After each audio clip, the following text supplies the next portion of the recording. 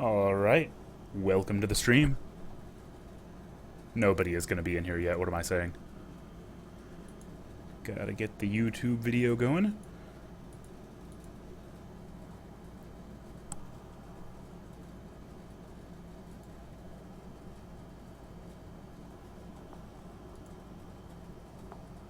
And away we go with Sonic Runners. A game that I'll only be able to play for about 2 more days. And you'll only be able to play it for about 2 more days too, for that matter.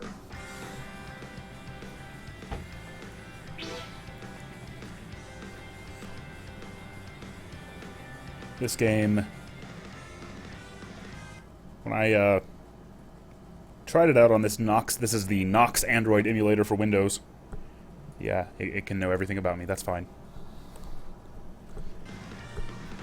And it seemed to run just fine then, so let's hope it keeps that up. Let me make sure I got that right. Yeah, okay, that should work.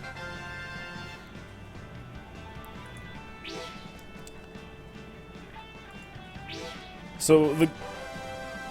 Alright.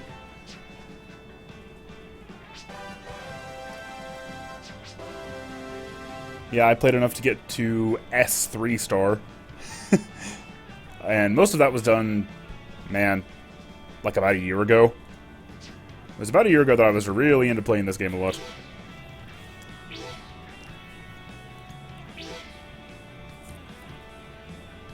So, the quote-unquote goal that I'm going for here is that I would really like to get to rank 100 before the servers close. But I don't know if I'm actually going to be able to do that, because I am quite a ways away. Like, once you get to this level, it takes a very long time to rank up again.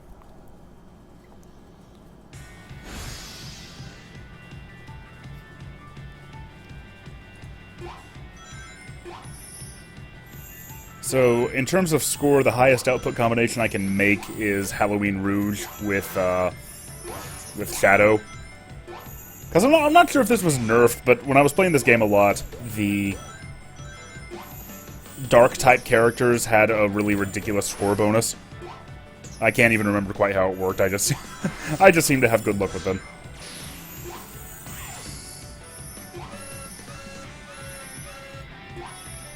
In previous years' Sonic streams, I had a rule that I was only going to play as Sonic, but since I'm expanding things out and not doing this marathon all in like a couple of really like long settings this time, I'm going to expand that out to allow to play games like Tails Adventure and, for that matter, to get the Sea Fox and Sonic Triple Trouble, which makes the water stage in Triple Trouble so much more bearable.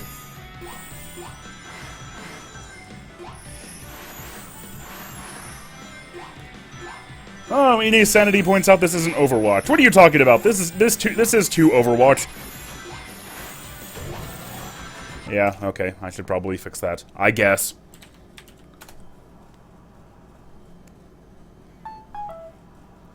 This looks absolutely identical to Overwatch.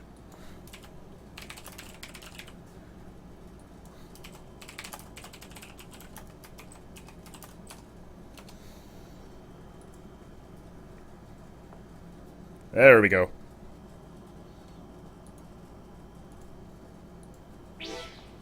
Alright, hope that doesn't screw me up too bad.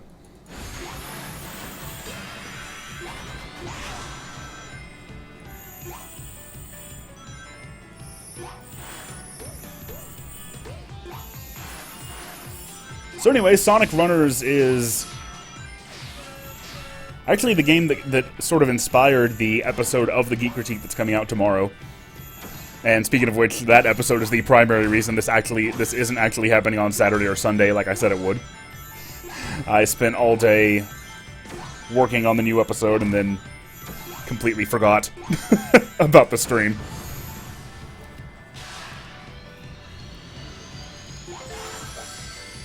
Yeah, I've got to say, Halloween Rouge is definitely my main in Overwatch. I like that her bat wings allow her to fly above the rest of the, like, fly above the field. Although I've got to say, Oh god, I had a point I was going to with that. I've literally never tried to play this game and talk to anybody at the same time. The thought occurred to me that with most Sonic games, like, you know, I've played them to the point that I can sort of carry on a conversation. So if anybody's in here who hasn't played this game, the terrain that's in front of me is sort of semi-randomly generated. There are definitely, like, pre-made chunks that you'll sort of run through in slightly different ways over and over again, but the order of those chunks is pretty random, and there's enough of them that, like, you're never going to see the same thing twice. Doc Jihad wants to know where Dreams Collection is. Man, I did not understand the fascination that people had with Dreams Collection. Like, it seemed pretty blatantly like it was just there to, like, as stream bait. And I just didn't think it was that interesting. Although, admittedly, it came out when I was in it, like, oh god, I didn't mean to activate that. Crap. It came out when I was in a really bad place for, like, such absurdities. So, I don't know.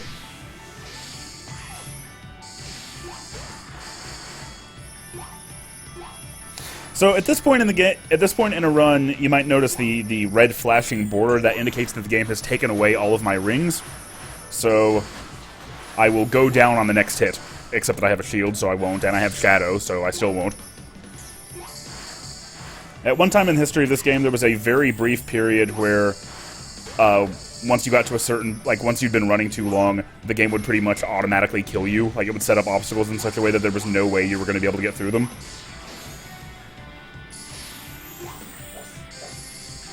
Ooh, that was close. A little bit of a Sonic 06 type glitch that we just saw there. I don't think I'd ever seen that one before. Sonic Saturday on a Monday. Well, you know, the thing is, really, isn't Saturday just a state of mind?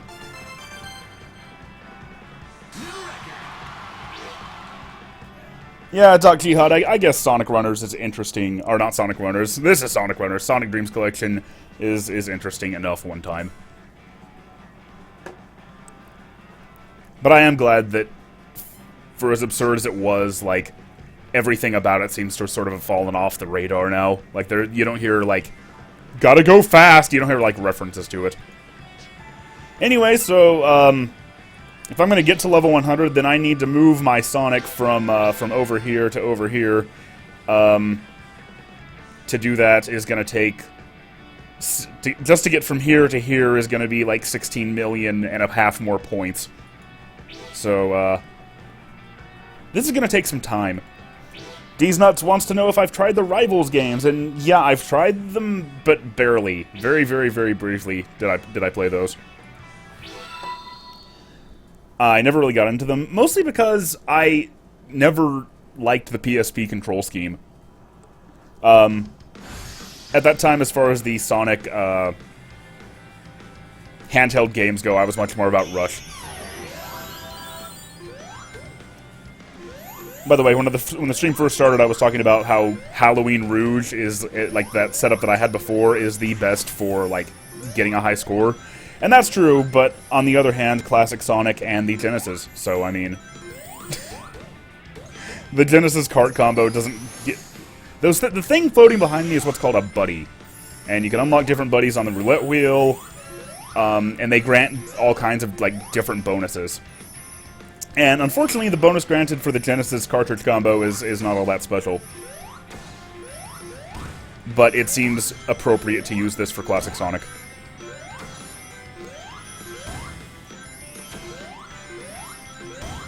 And then they just float along behind you for the entire rest of the game.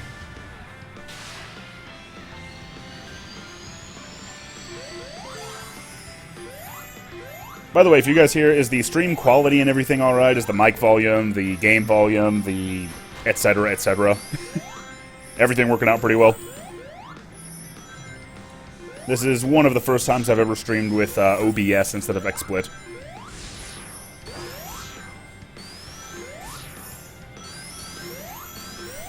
So there are also 3 different sort of variations on stages in this main story mode. And there's also a time attack mode, and there have been, like, special events with special levels. But for the story mode, you'll, pretty randomly at this point, be playing either a speed stage, which is what this is, a flying stage, which is what I did last time, or a power stage, which I don't like as much as the rest. And obviously there are 3 different types of characters here: speed, flying, and power. Speed characters can triple jump. Flying characters can do their little floaty, whirly-gig, the funny helicopter-y tail thing.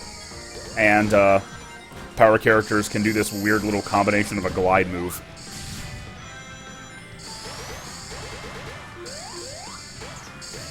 So at the big Sonic birthday event that happened a month after his birthday, much like this stream is, they announced that Classic Sonic would be coming to a different mobile game called Sonic Dash.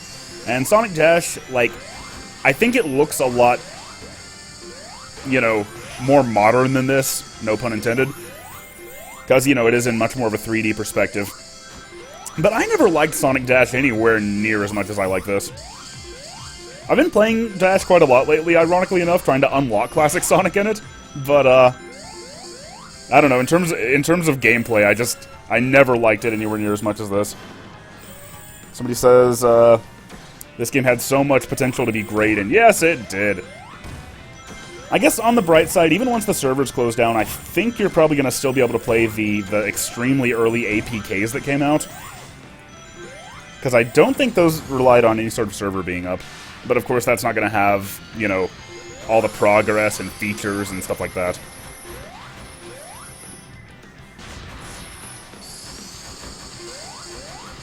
Like, I don't think Classic Sonic is in that version. Last I heard, there were people looking for a way to sort of, like, preserve playability of this game, even once the servers go down, but I'm really not sure how far along they've gotten. And, of course, they've only got a few more days, because this goes off Wednesday! I guess if this looks interesting to you, you might want to go ahead and download it, because this is a free-to-play game. Should be both on the Android and iOS stores. So Classic Sonic went down there, so now we're Tails, who does the helicopter-y tail thing that I was talking about. Generally, speed and generally flying-type characters will work really well in speed stages, but for the power-type stages, you're going to need power, and I'm sure you'll see what I'm talking about at some point.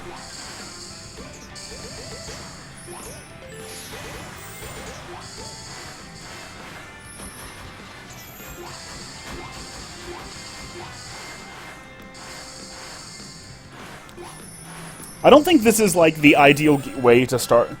What is this crap game? This is Sonic Runners, the free-to-play mobile game that will no longer be playable or downloadable because the servers are going down on Wednesday.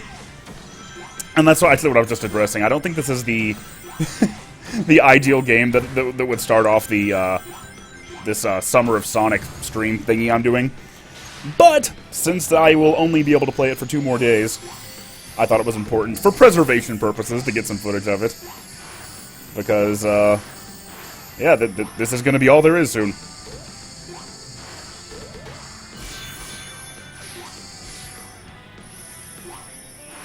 And, like, regardless of your thoughts on the quality of this game, because, yeah, oh god, it's had some problems, and it has some problems, and I think there were a lot of reasons it wasn't successful. But I think the core game is very, very fun. Definitive Dub says, Josh.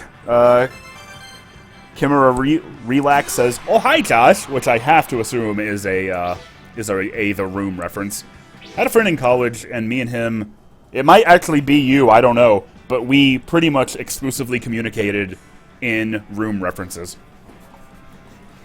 You definitely make it look playable. Well, it is playable, that's the thing. I don't know, I feel like it has a pretty high skill cap. At the same time, though, part of the problem is, once you get this good at it, like, games take way too long for a mobile app. Which is probably why they tried to implement the, going back to Halloween Rouge and Shadow now. Just to, let's, ooh, what happened? Oh, I'm speeding through them. Okay.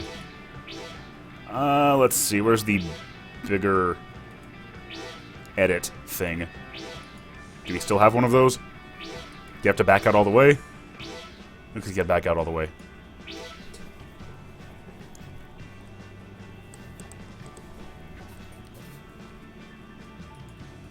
Okay. So, score bonus plus 75, yeah. So, dark-type characters still have a ridiculous power. Halloween Rouge is plus 75, Shadow's plus 50. Combining those two, you get quite a good... You get, you get quite a good thing going on. I can't remember what the buddies I've got in here do right now. Boost score by 51%. And then if you're using a fly-type character, it's 59%. And...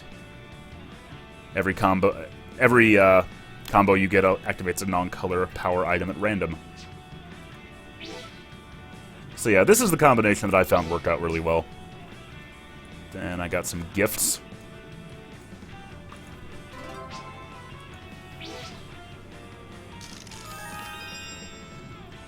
I don't even know what game that character is from. Sadly enough. And let's see, do I have enough to spin the roulette wheel?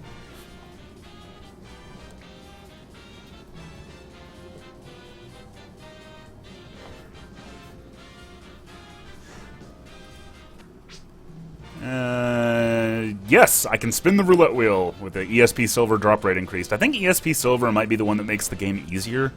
I can't really remember.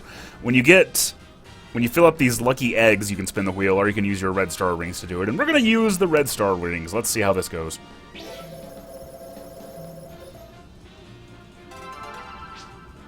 Fantastic. I don't know what a gold flicky does. I never got that deep into the meta of this game. Mostly I would just activate all these booster items, get a magnet in case I ran across a certain chunk variation in a level. Oh yeah, I forgot to use my items last time. Probably shouldn't do that. That character is from the Blue Sphere minigame in Sonic 1 if you beat all the stages. What I was saying comparing it with Sonic Dash earlier is that, like, to your average sort of, like, I was gonna say non-informed, but I don't want to be mean to people. But, you know, to the non-gamer, Sonic Dash looks a hell of a lot better than this game. It looks much newer, it looks much cleaner. This game is one of the only ones... Besides, okay, I'll tell you what I compare this game to. There's a mobile title for Rayman. It's called, like, Rayman Jungle Run or something. And it is far, far superior to this game. You know, it has, like, individual stages. The difference with Rayman is, at least in the ones that I've played, like, there's just, like, a $3 fee up front. You just pay $3, buy the whole game, and it's fantastic. And then I think you can also, like, buy additional characters, but of course I've never done that. But I really, really, really enjoyed those games. But besides that, I can't think of any other runner-type mobile game that's 2D like this. So I think part of the reason this game failed was just that it was in competition with Sonic Dash, which looks, you know, much, much, much more sophisticated. Although, in my opinion, it's not as fun. In addition to that, you know, I'm running this on an emulator on a rather powerful computer. For some reason, the system requirements for this game are kind of insane, and it doesn't run very well unless you've got a fairly powerful smartphone. And even here, you know, you can see it stuttering a little bit sometimes. What's strange about that is when the original APKs came out of, like, I think there was a beta version that was released earlier in Japan, before they added the store and the roulette wheel and the ads, because at one time, like, when you died, you could watch an ad and, restart that way, instead of using red star rings. And when they added all that stuff, for some reason, the the system requirements seem to take an, like, it's, what I'm saying is basically it's badly optimized, it seems like. This was Sonic Team's first mobile game that they themselves developed, and it kind of shows. I've heard that the situation is not nearly as bad on an iPhone, but that's pretty common for Japanese developers, apparently, because Android is not nearly as ubiquitous in Japan as it is here. The iPhone is pretty much the smartphone over there, from what I understand. I do not speak from any kind of personal experience.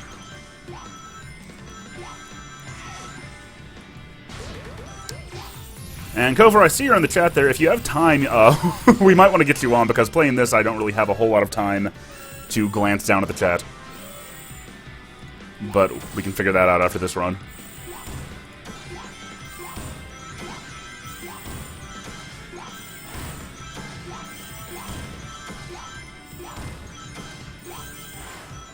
I don't know, even if I can't get to rank 100 tonight, I might come back and play it some more tomorrow, maybe. I'd definitely like to get there before the game closes, just to show that I did.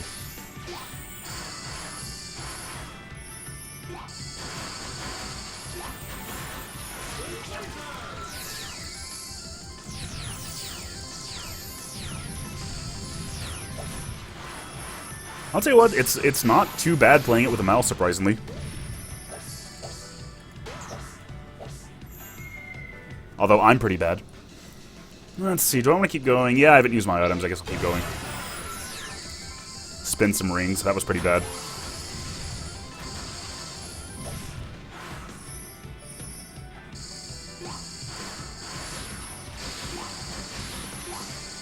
It'd also be nice to get more people in here, because there's not enough about this game that I can talk about it for all that long.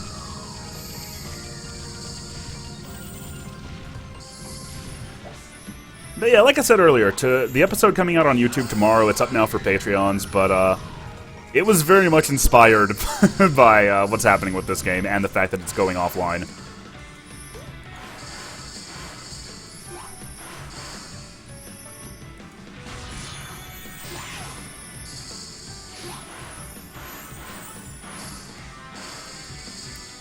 By the way, if anybody... I've set up something new where... if it works, I'm not entirely sure if it will work, but when new people either subscribe to this channel or donate via the donate button, or I think that Twitch has some new bit system that I have no idea how it works, but apparently there's supposed to be some sort of an online graphic that comes up when people interact with my social media via Twitch. So you just saw the Shara buddy activate right there because I got through another 650 combo. The nice thing about that one is it'll get you shield sometimes. And of course, I mean, any power-up that it gives you is pretty nice. But particularly when you get to this point in the game where you can't get any more rings, it's really helpful to have that. By the way, there's a really valuable chunk that can come up where it's like it's a drill power-up and then a bunch of crystals. That's why I have this magnet power-up, but I'm not getting it. So I think I'm just going to go ahead and activate my magnet and start burning through my items. And usually when I do that is when the chunk actually loads.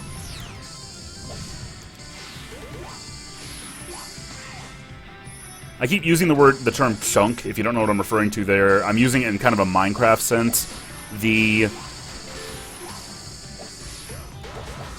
path ahead in this game is made up of sort of like pre-made chunks that spawn in different ways.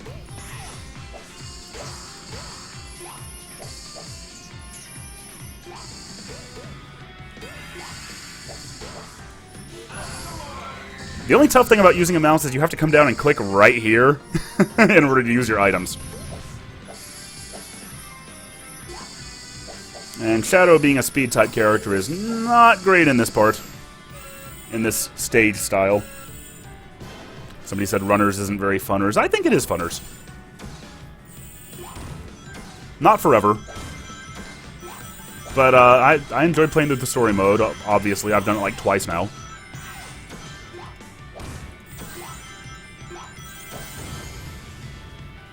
Somebody earlier said this game had a lot of potential to be great, and yeah, that's pretty much the thing about it. Like, the core game, the gameplay itself is very, very nicely put together. But it was optimized very badly, the ads were implemented very badly, it had a lot of competition, even within the Sonic franchise on mobile, and of course mobile itself is plays by very different rules anyway. But I think if it hadn't been so poorly optimized, in particular, and maybe if they'd found some way, because, you know, I've been playing this one round continuously for something like, for what feels like about 10 minutes now. Might not be that long. Ah, there it is, now it's over. Well, it could be over. It doesn't have to be over, but I'm going to make it over.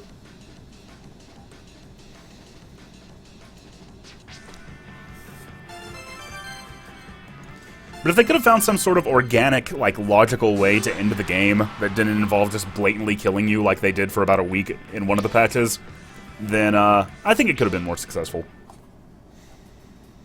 Let's see. And yes, the music is great. Like all Sonic games. No matter how bad the game itself is, the music will be great. Except for Sonic Eraser. Normally I skip the story sections, but here's Sonic fighting a snail.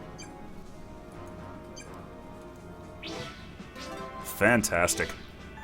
So you can see it's going to take like 36,000 or 36 million points to get between each of these. And we're going to play a power level next, but let's try to get some people on the call.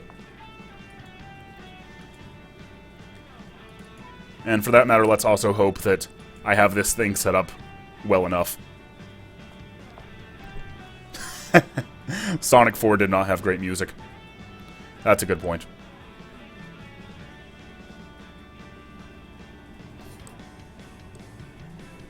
You're right, Sonic 06 is a wonderful game.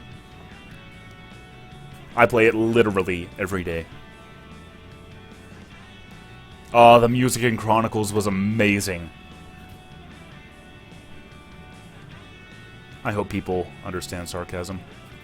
Okay, give me a second.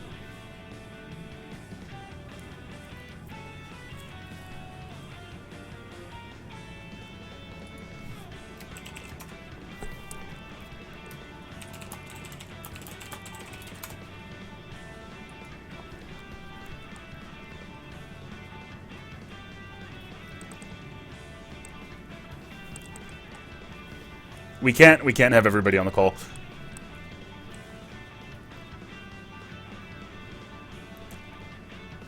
I don't know who I have. Who among you... Okay, who do I... Hang on a second.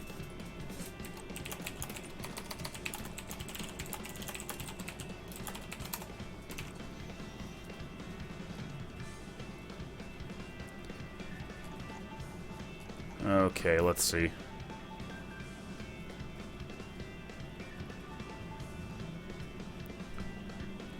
The stream grinds to a halt as I maneuver with Skype.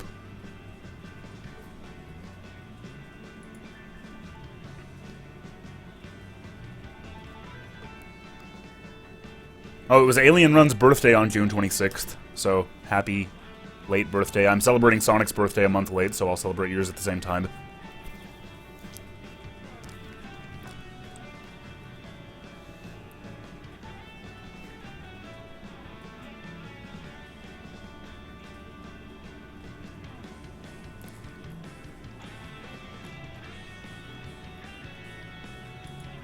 Okay. I have no idea if this is going to work right.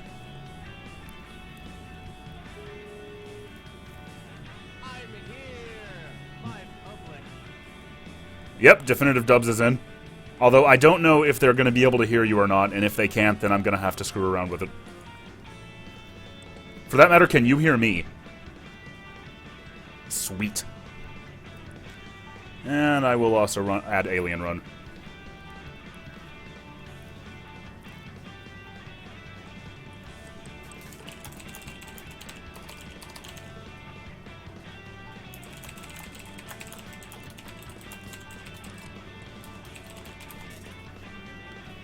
That's what he says. Hey guys. Alright, this is going to be fun. I've never done this with, I barely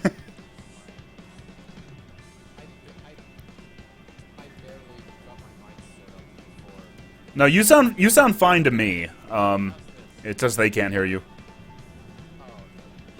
Oh, Let me think for a second. How do I want to address this problem?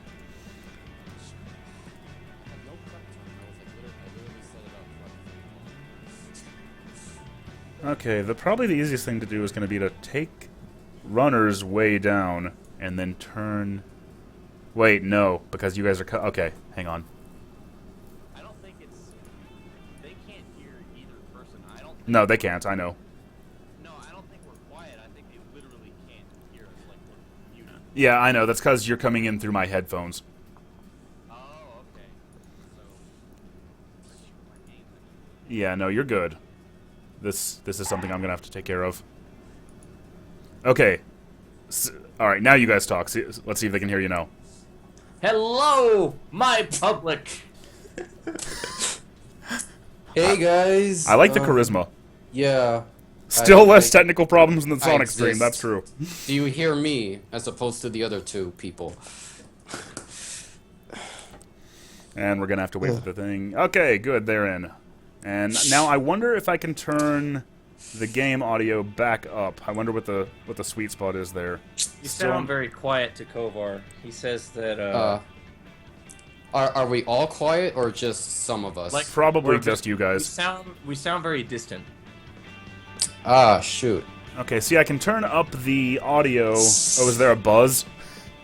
Oh no, No, they're, he's they're just- just still talking about the Sonic stream. Yeah, memeing that. The Yeah. Sonic birthday stream. That's that the is. sound of 25 years of Sonic. Yeah, you mentioned earlier that like my birthday's really close to Sonic's. Like, it's pretty good indicator for me, like when Sonic's around, because like it's always 3 days before my birthday. So yeah. What are you doing? Me? Oh, him. Oh.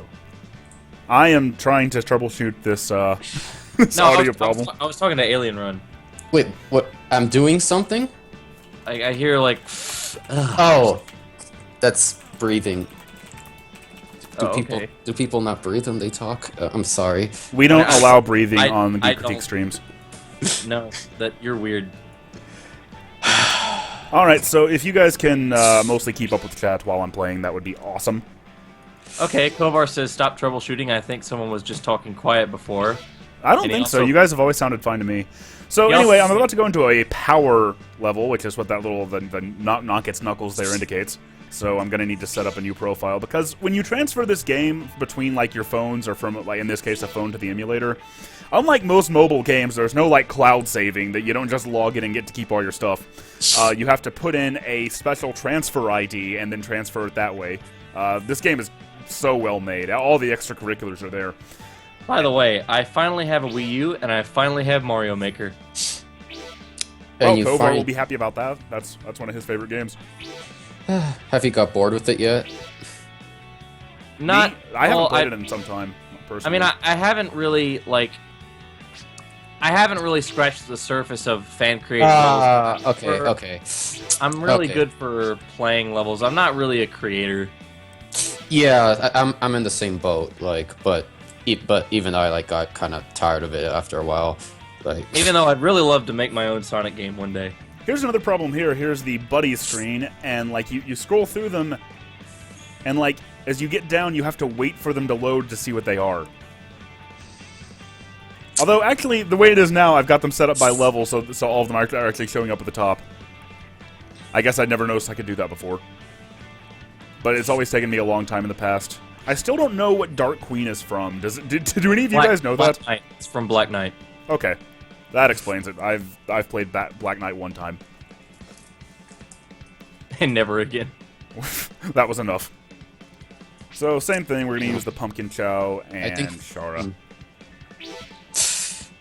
Black Knight had some things going for it, I thought. Although I guess Had we to could get- also use the RC Battle Cruiser. Well, when I was trying to get unlock classic Sonic, I would use the RC Battle Cruiser and try to get as many red star rings as I could, so I could keep spinning the roulette wheel. that was actually like I said earlier, like about that DSS was streaming this earlier, and like he said, like, oh, that's what killed the game for me when they nerfed the RC Battle Cruiser, and I'm like, would make sense because red rings are the best currency in the game. So yeah. Well, I know at one time, like your buddies would also like pick up animals and pick up like items. So the RC Battle Cruiser, I wasn't playing it back then, but at the time the RC Battle Cruiser was one of the best because it's so huge. What is with Sonic's face there? So this is my least favorite of the three level types, the power type levels. Power I type characters. think- Power type characters are the only ones who can destroy those black. I think I might be behind. What's going on now on your end? Ben. Oh, you What's guys. your name? If you guys are watching the stream, you're always No, going to I be mean, a little bit what's- behind me. Well, I mean, I know I'm behind you, but I think I'm behind everyone else. Well, Oh, really? I see Omega bouncing on stuff. Yeah, I'm behind. Let me refresh. Yeah. So, power type characters are the only ones who can destroy those black robots. Other characters will just bounce off of them, and they won't take damage, but power type characters tend to get a score bonus from destroying enemies, and then they can also do this little, like, sort of reminds me of the maximum heat Knuckles attack from Sonic Adventure. That thing. Annihilate. Yes. Annihilation. That was one of my favorite things about Sonic Heroes, was the line, "Useless consumer models." They need to bring John St. John back. So, have either of you guys played this game at all? Nope. Not me. Nope.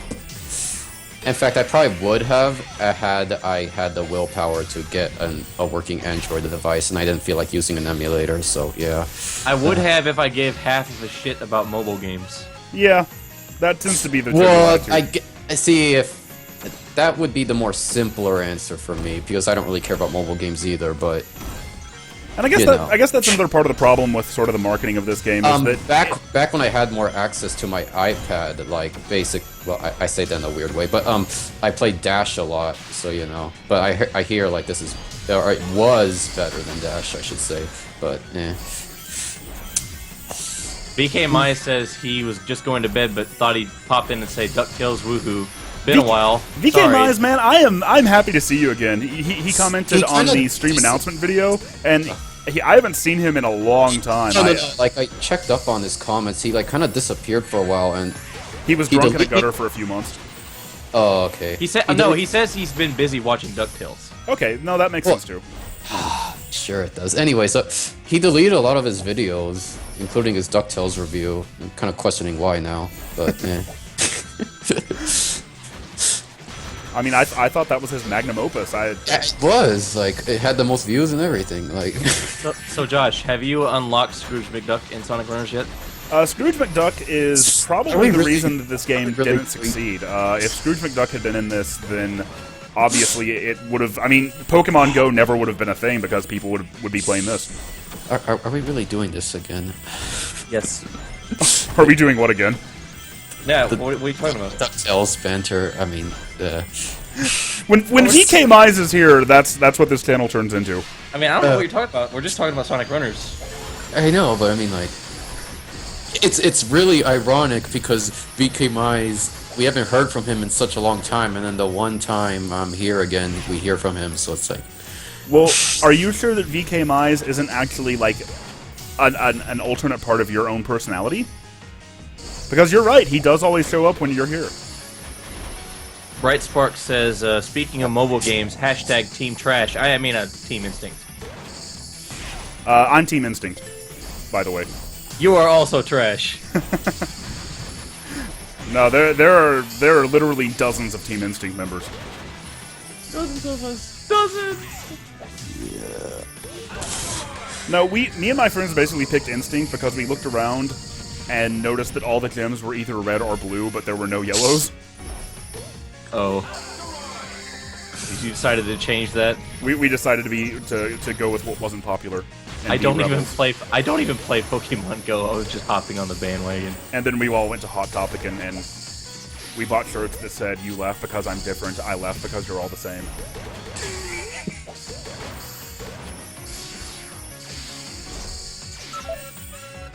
Oh, there went Alien Run.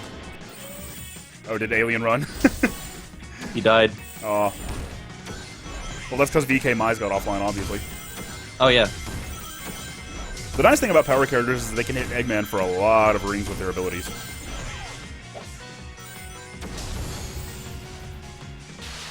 VK Mize said something about his, Oh, just put them in private for reasons, mainly because they're terrible, and I want to make them better. He's talking about his videos, I guess. Okay. I get waves of terrifying shame. I want to get more active in this community again. Just been busy. still love you all. Need to get in on this. All these streams are just at terrible hours when it comes to my finishness. I need my 7 hours. I understand. Need energy to drink. This is one of the this is unusually reasonable at a reasonable time for me. I mean, this is I'm Central Time, so this is 6:30 for me. But alas, in a couple of minutes I will have to go eat dinner. Yeah, that's no problem. It's 7:30, I believe, here right now.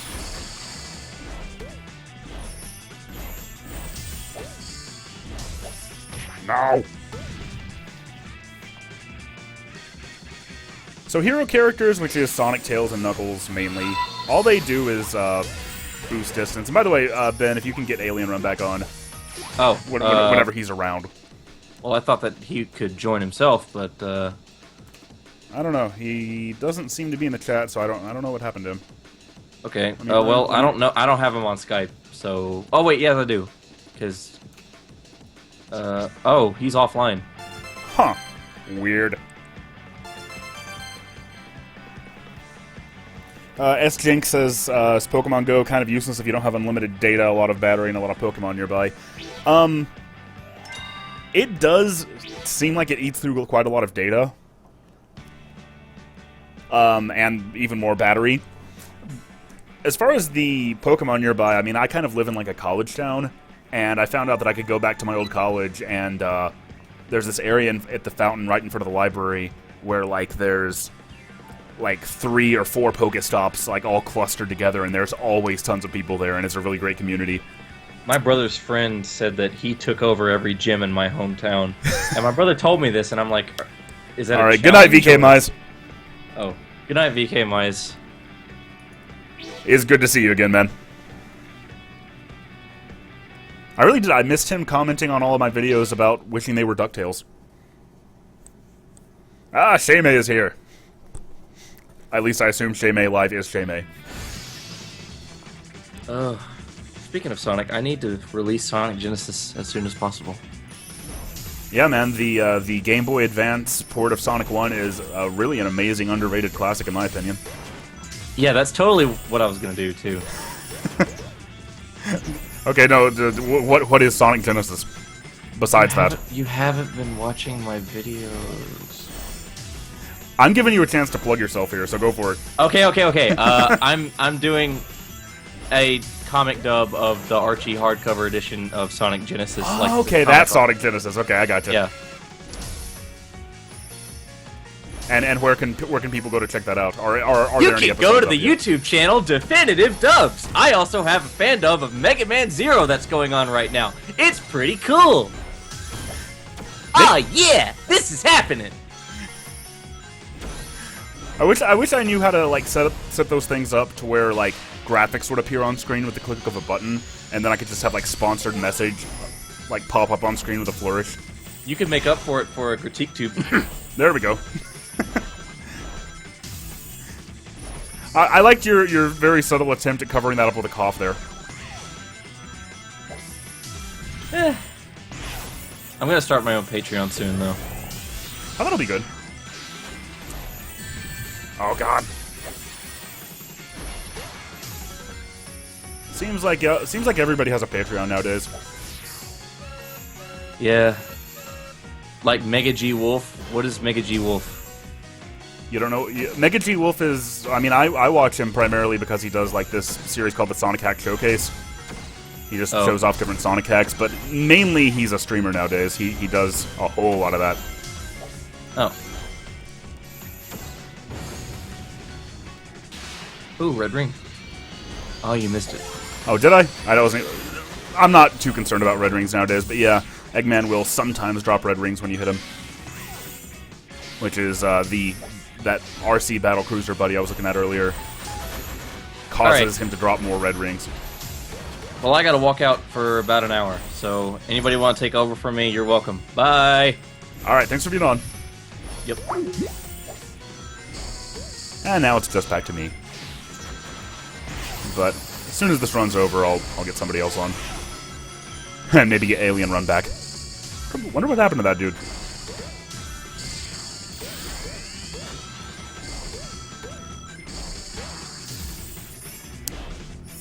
There it is. So what I did right there is I activated the magnet item right when I noticed I was coming to this chunk, and you know, you can accumulate a big score very quickly that way. Because having the drill color power activated already gives you a big boost to your score bonus. And being able to have magnet on and pull in all of those gems. And I'm the best at video games. I'm going to go ahead and use my powers here. Oh, although I lost my combo. That's unfortunate. Okay, I guess I'll try to get my combo going again. And then I'll use the, oh man, I've blanked on what it's called. The Saturn Color Power. Ooh, 2 of these chunks in one game. That's unusual.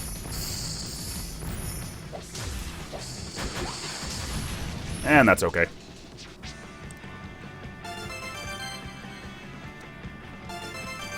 Let's see, did I get...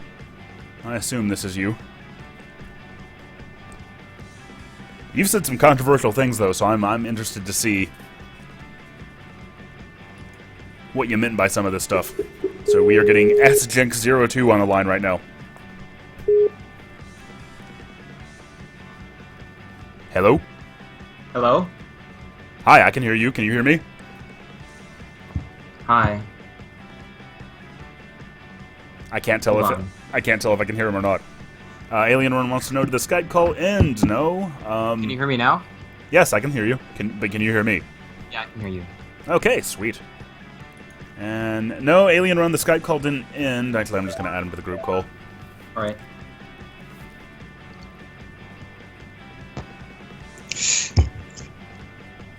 Hello, Alien Oh. Run. Welcome to the Geek. Hi. No, the Skype call didn't end. You just seemed to get disconnected off of it for some reason. Okay. Yeah, I had to switch computers for some reason, but this one will not freeze out this time, so we're good. Yeah, no problem. Gaiba Game says awkward. So, alright. And this time, despite the fact that it's a speed stage, I'm gonna go with the Halloween Rouge and Shadow combo. Just because I'm worried about score. Where did Ben go, though? Ben went to eat dinner. Okay. And now we got SJinx02. Can I call you Sam? If you want. Alright, cool. We got Sam. Have we talked before, or are you new here, or something? I'm pretty new. No, he's never been on the call before, and I don't know, have you been in the Skype chat before? No. Alright, so the question I always ask then is, how did you find the Geek Critique?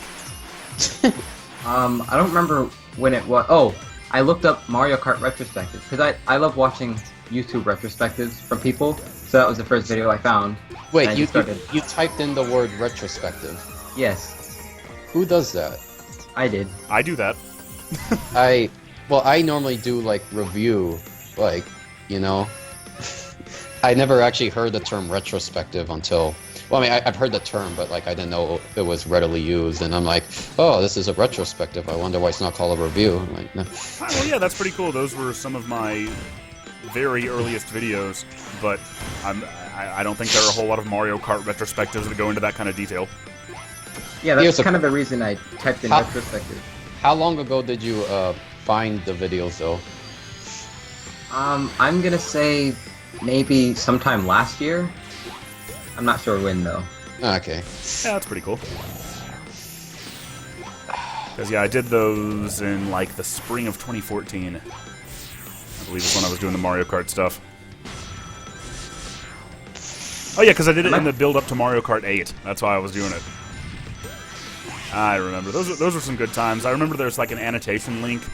And when you mouse over it, it says, hey, you could subscribe and you could be number 251. Because that's how few subscribers I had at the time. I think I'm gonna check. I'm gonna see what the first new video was after I subscribed. Alright. I think Let's see. it's kind of funny that you did that. I mean, normally I would think that like saying like, oh, you could be number 250. That sounds like a little obnoxious, like sort of sounding like you're desperate to get popular. But I don't know. Oh no, I was totally desperate to get popular. Alright. Okay, so the first new video I Well, I saw. guess that makes sense because, like, your first year, especially, like, yeah, it's self-explanatory. What were you saying, Sam? Oh, the first new video I saw was the 3DS thingy. Oh yeah. So that was when it was. Yeah, like when you said a year ago, for some reason I thought like, oh, a lot more videos, but then I realized that you haven't done much in the past year, like so. Not as much. I haven't done nearly as much in the past year as I did in the first year that I was doing videos. Yeah, no. exactly. Yeah. That's why, like, I sort of like asked myself, like, how long has it been since I found you? And it's like, oh, 2 years. It's a little hard to believe, but no, Yeah. not so much. Yeah. Yeah. How did you find me in the first place, Alien Run? Sonic Retro did your like they on the front page they talked about like, oh, some dude. Yeah, the named Geek retrospective. had, I like, remember the that. retrospective, and then like That was really cool of them. I don't know. It was weird because like it was funny because at the time I had a lot more social issues. Now I'm like a lot better, but like at the time like I spent like a lot more. Like I still spend a lot of time on the internet, but then it was more for weirder reasons. And like at the time, like I just sort of like had it with like watching like Sonic reviews. I'm like, oh, I wonder if this guy's any good. And then I like watched him, like, oh, it's a bit better than I thought. Whatever, cool. And then just sort of went from there. Oh, the amount of Sonic reviews on the internet is absolutely insane. I know, like, and then like when you did the critique to Crochet May, like you said, like, oh, like how I normally find out about people is through Sonic reviews. Like, I'm kind of the same because like when I find I like to give reviewers a chance. So like I find a newer reviewer, normally the first thing I'll try to search up for is like to see if like they have like a review for a Sonic game, and almost always they'll do a review for Sonic 1. Like even if they don't like Sonic at all, like Sonic 1 seems to be the go-to Sonic game to review. And yeah, Well, I think there just are sort more of, reviews of Sonic 06 on the internet than probably anything else. to be fair, it's more parodies rather No. than reviews. The thing about Sonic 06 is that it's always going to be interesting. Like, it's very easy to be interesting when you're talking about Sonic 06. It's very easy to point out what's wrong with it because there is so much wrong with it, and it's very easy to be entertaining about it because you don't even really have to be funny. The game itself is so bad it's hilarious. So I think that's why it's so popular. No, like in the early days, I think you were right, but like now it's sort of evolved more to like, all right, now what's the new way we can make fun of 06? Because now just saying the same stuff is getting a little old. Oh Like, yeah, no, I've been brainstorming how I'm actually going to do an 06 video down the line for a long time now, and actually make it that's gonna different. be interesting for sure. Like, but I mean, because I actually like the game, I'm sort of forced in a position where I have to actually say what I want to say about it. Actually, to be fair, like I sort of debated it with other people, and like it's not so much like, it's more tolerate. But yeah.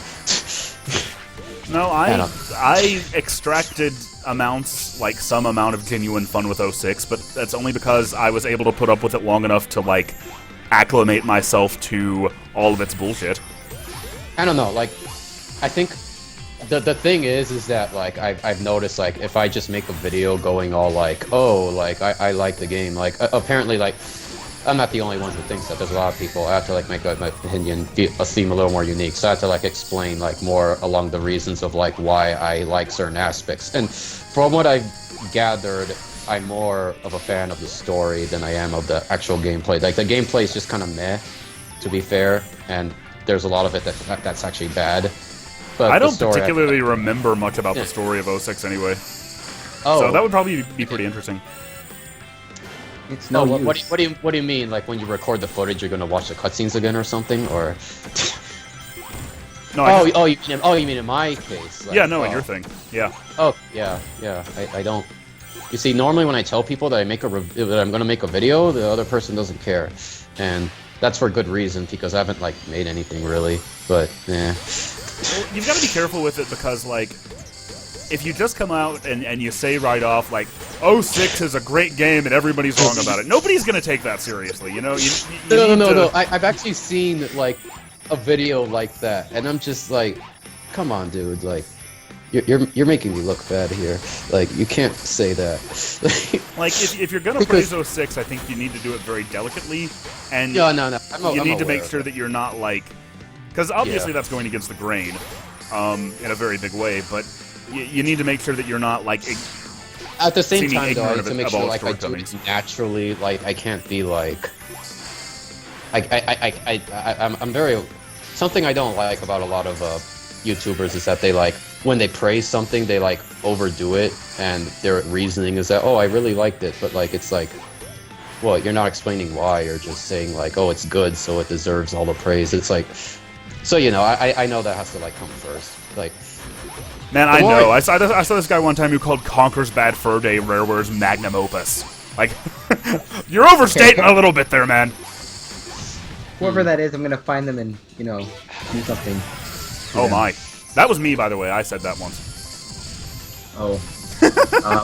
So what are you gonna do?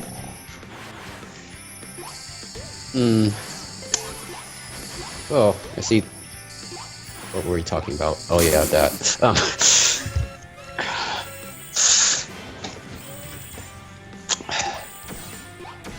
I don't know.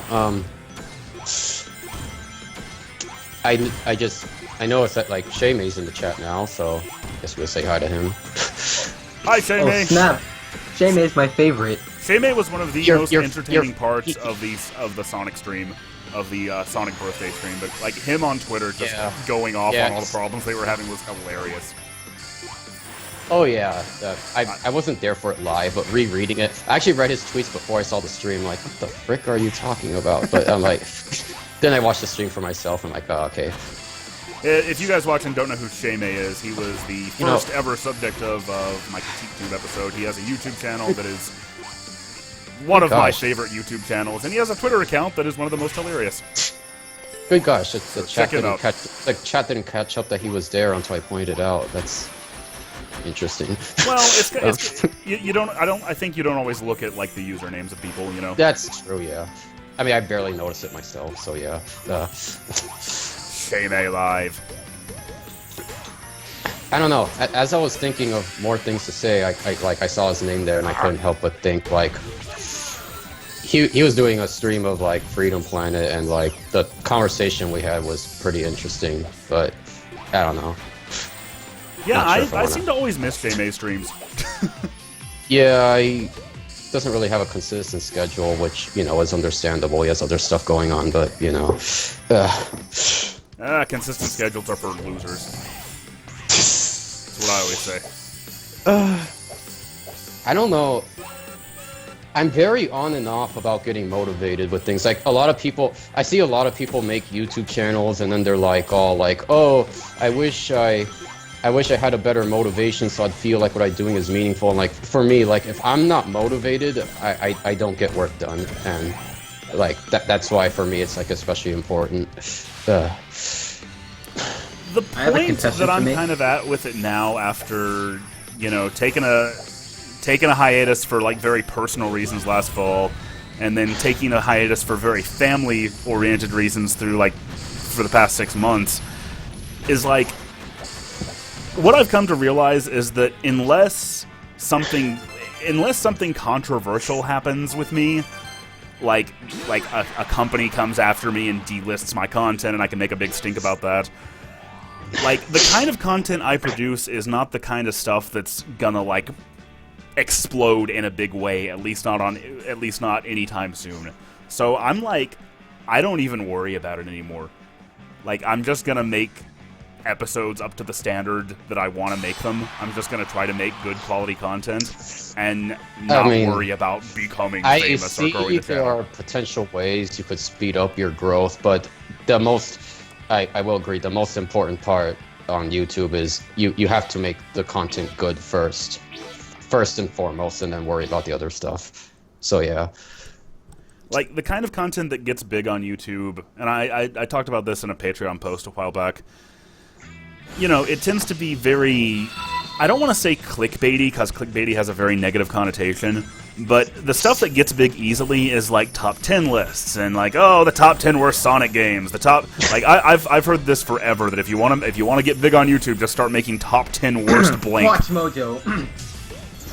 And I feel like stuff like that would be very easy to make, but it wouldn't be very interesting for me to make, you know? I think, and like I heard from like other YouTubers who are like a lot bigger, like they say like, oh, like I'm kind of the exception, but like a lot of big YouTubers will like, what will end up happening is that they'll get popular, but then somewhere down the line they won't be happy about it because the way they got there, they sort of feel like they don't have the fan base they want. Is what I'm saying. So I think that's more important than being popular, you know. And I think I also sort of personally saw that with my channel, because the top 5 things that should be in Pokemon video did very, very, very well. It did exponentially better the amount than most of my people videos. telling you need to shave was kind of funny. But What's that?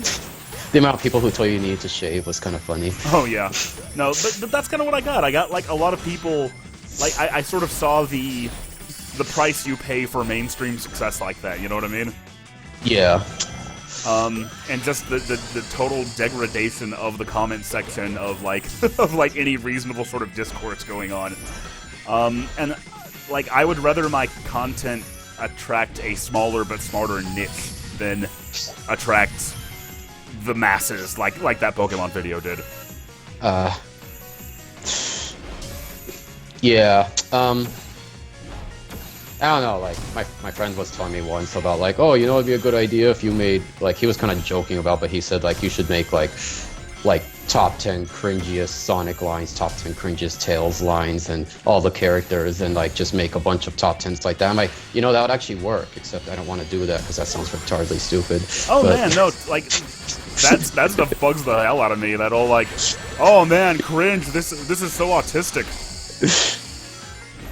Good God, I think you can talk about cringe in certain ways, but like, it's just, I don't know. You have to be really cautious about it, and I especially see like for you that would be worse. And I have another topic idea I want to bring up, but before I get into that, I just want to say like, you like the Twitter message you gave me about like being really concernful that like when you stream my game, you're gonna like tell me ahead of time and all that, and like. I don't know, it just shows you're really concernful that, like, I actually join in, and, like, I didn't expect that at first, so, yeah. Yeah, if at all possible, I want you to be here for that. Yeah, I mean, that's kind of your thing. I don't know, you know? I just find that interesting, because, like, up to that, like, the last 2 streams were just kind of on my part, but whatever. Well, the thing is, and the other thing... Yeah, I know, you're cool with it, I guess. It's more on me, it's not you, so, yeah. I've gotten over it too, so it's no big deal. Yeah. What Alien Run is talking about here is that because of the level he's backed me on Patreon, I do owe him some streams of a game of his choice, and we were talking about that on Twitter. Yeah, and the thing is, I kind of what I told him was that I kind of want to make a big deal out of that. And so, like, I don't want to just do it randomly. Like normally when you do a stream, you don't make a big deal about it. You just do it on the side, you know? Yeah, if it's an unannounced stream, then yeah, I just do it whenever I feel like doing it and see if people show up. But for something like this, like the Sonic stream, or like that stream, yeah, I'd kind of like to announce it ahead of time and actually make it sort of an event. And I hate the power stages, so I'm going to stop here. Top 10 reasons to watch my videos. Shay May is apparently working on a video called The Geek Critique Rant.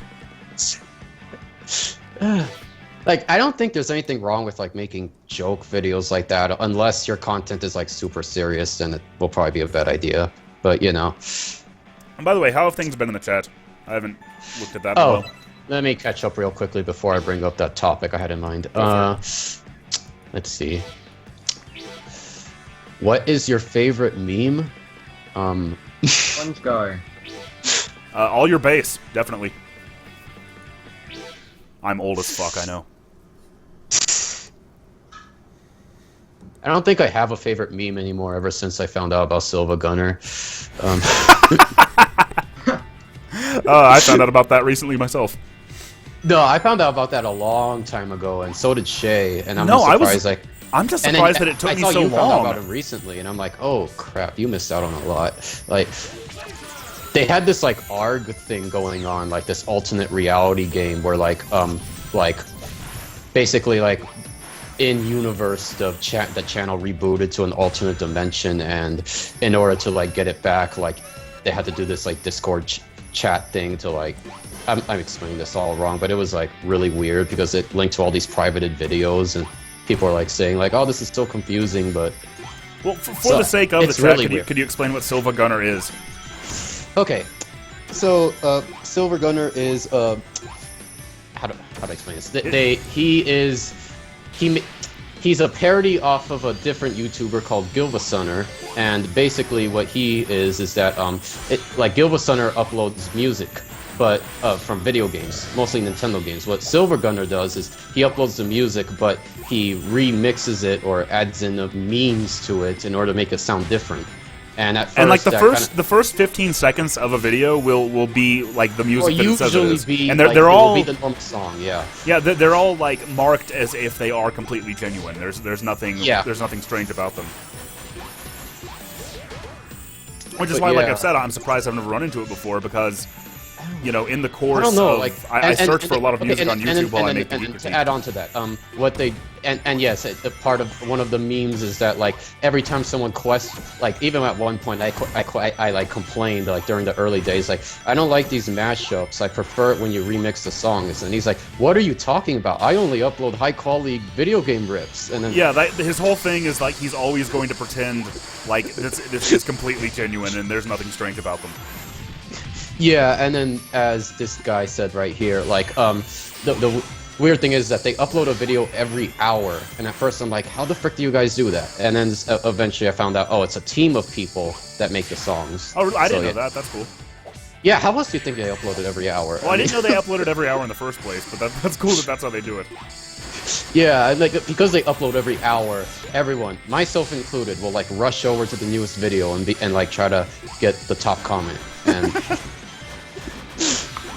I never understood that kind of So behavior. good. Like, ooh, you have the top comment. Oh, okay. So, what's the big deal Well, with that? I think like it's because like with any other video, I find that really stupid, and it's because like the chances of you getting top comment are so little. I mean, I have a few times, but I think when you get top comment for that 1 second, you look really clever. You don't necessarily even need to be clever. You just look clever.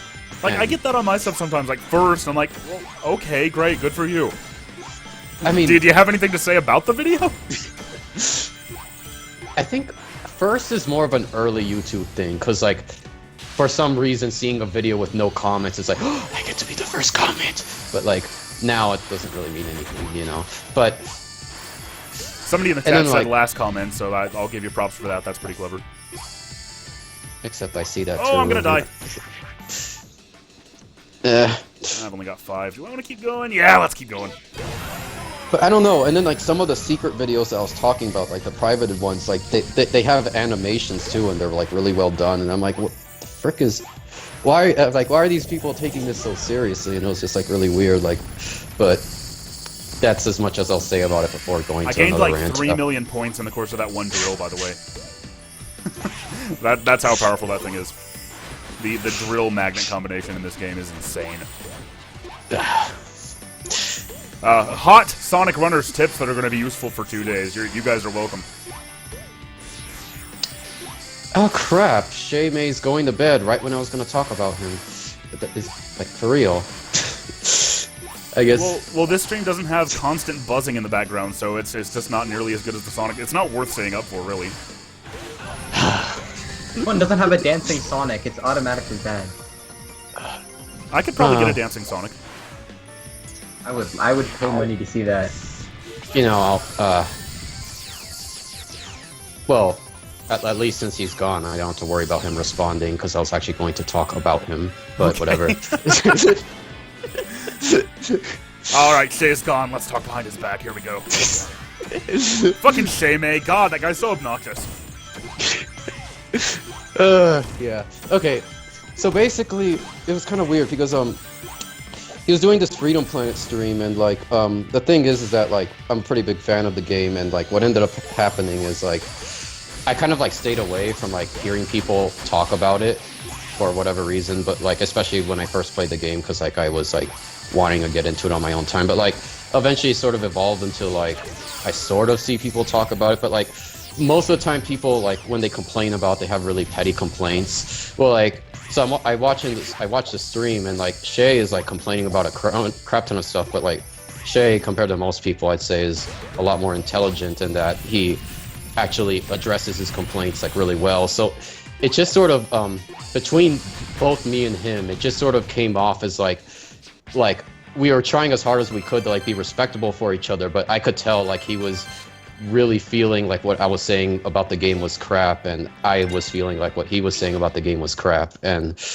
it just sort of felt weird that like, oh, Shay of all people is riling me up over a video game, and then like I was sort of like thinking like how I would respond, and eventually I was just like, let me just drop the whole thing. But it's kind of weird because I don't know. I don't even. Surprisingly good progress here. I feel like I actually could very possibly make it to rank 100.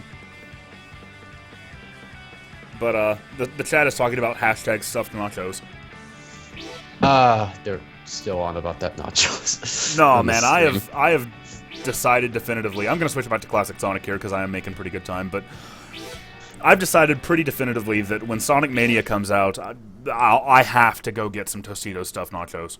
I have to make that my cheat meal for that week. Wait, are you being sarcastic? No, dude, I will totally do it. I'll make a video about it, maybe.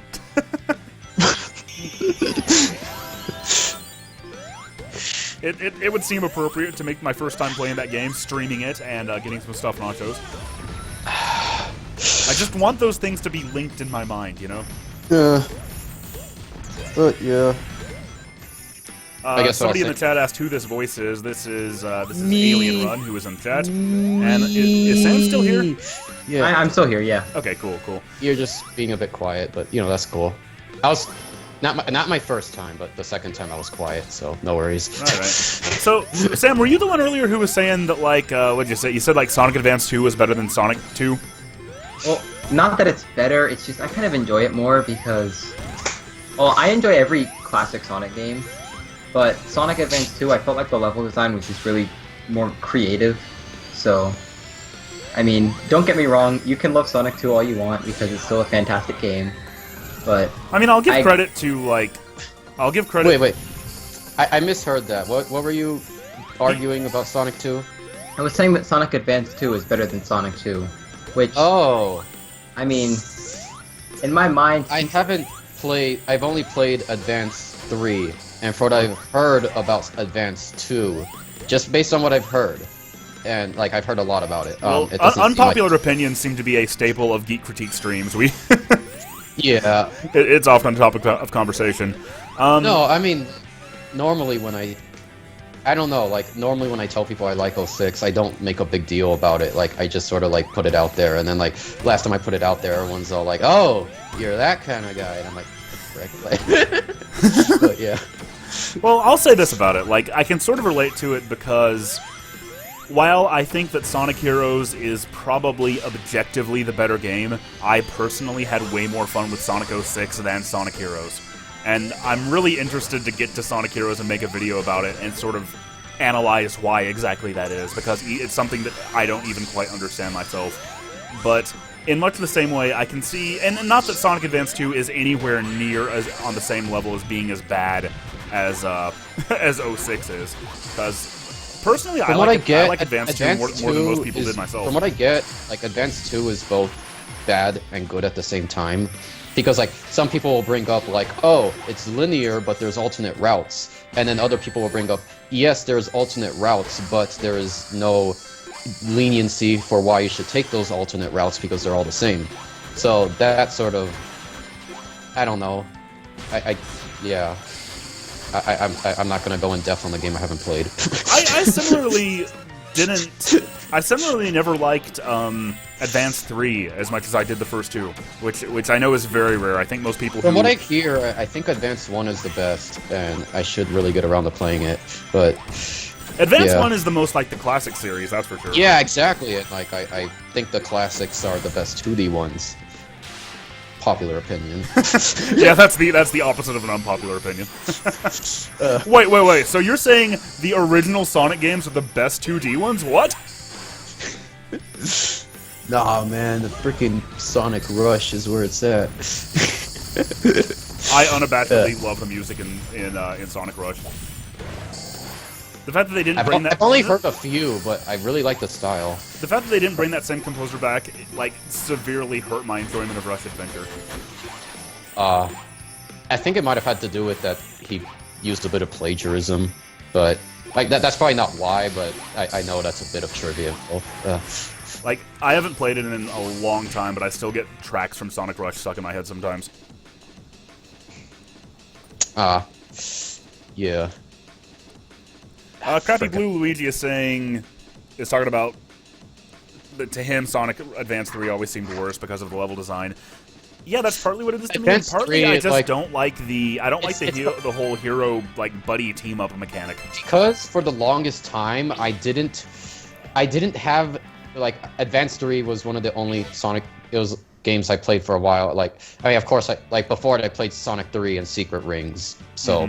That's not much to compare off of. Because I had so little to compare it off of, and because I had nothing to do for like so many days, I sort of came to this conclusion of forcing myself to like it.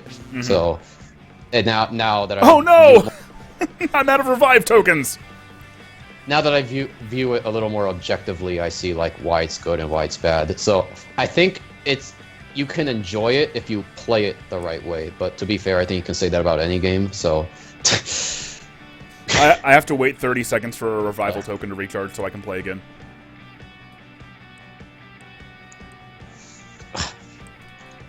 So, we're gonna wait for that.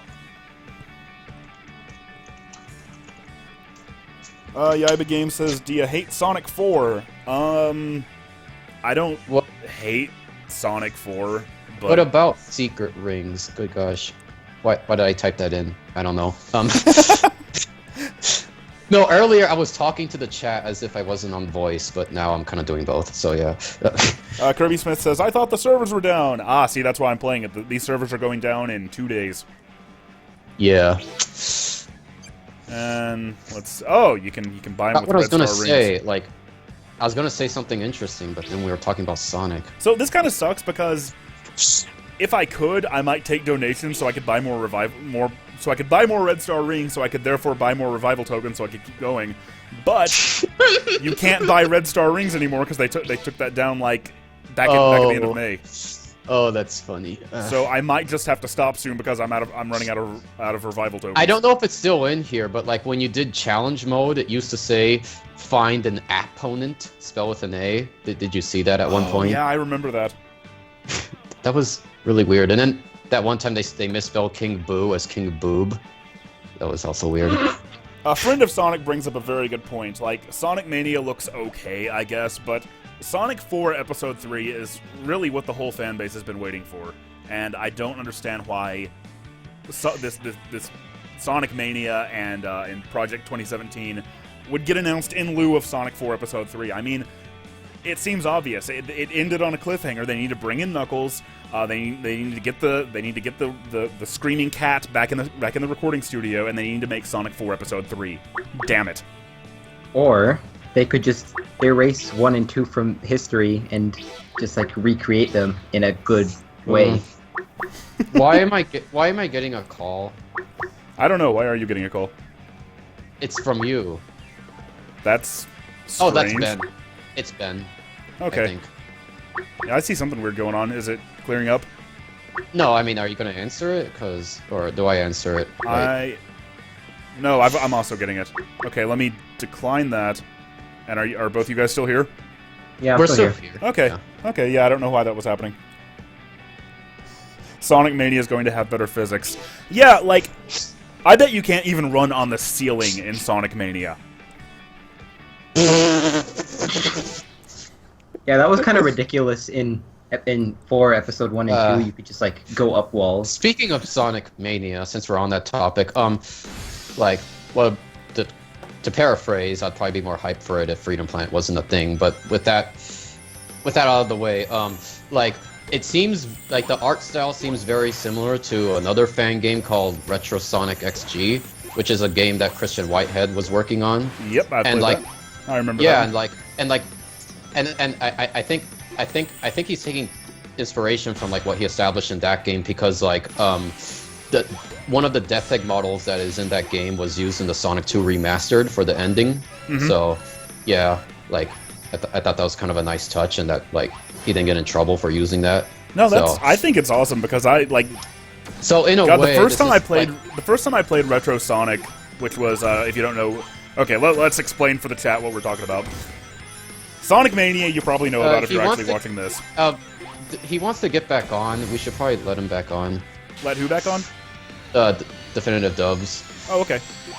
Yeah, but keep going. Yeah. Do you have him added on Skype? I do. Would calling him just add him in or something? Or- I'm not entirely sure. Give me a second.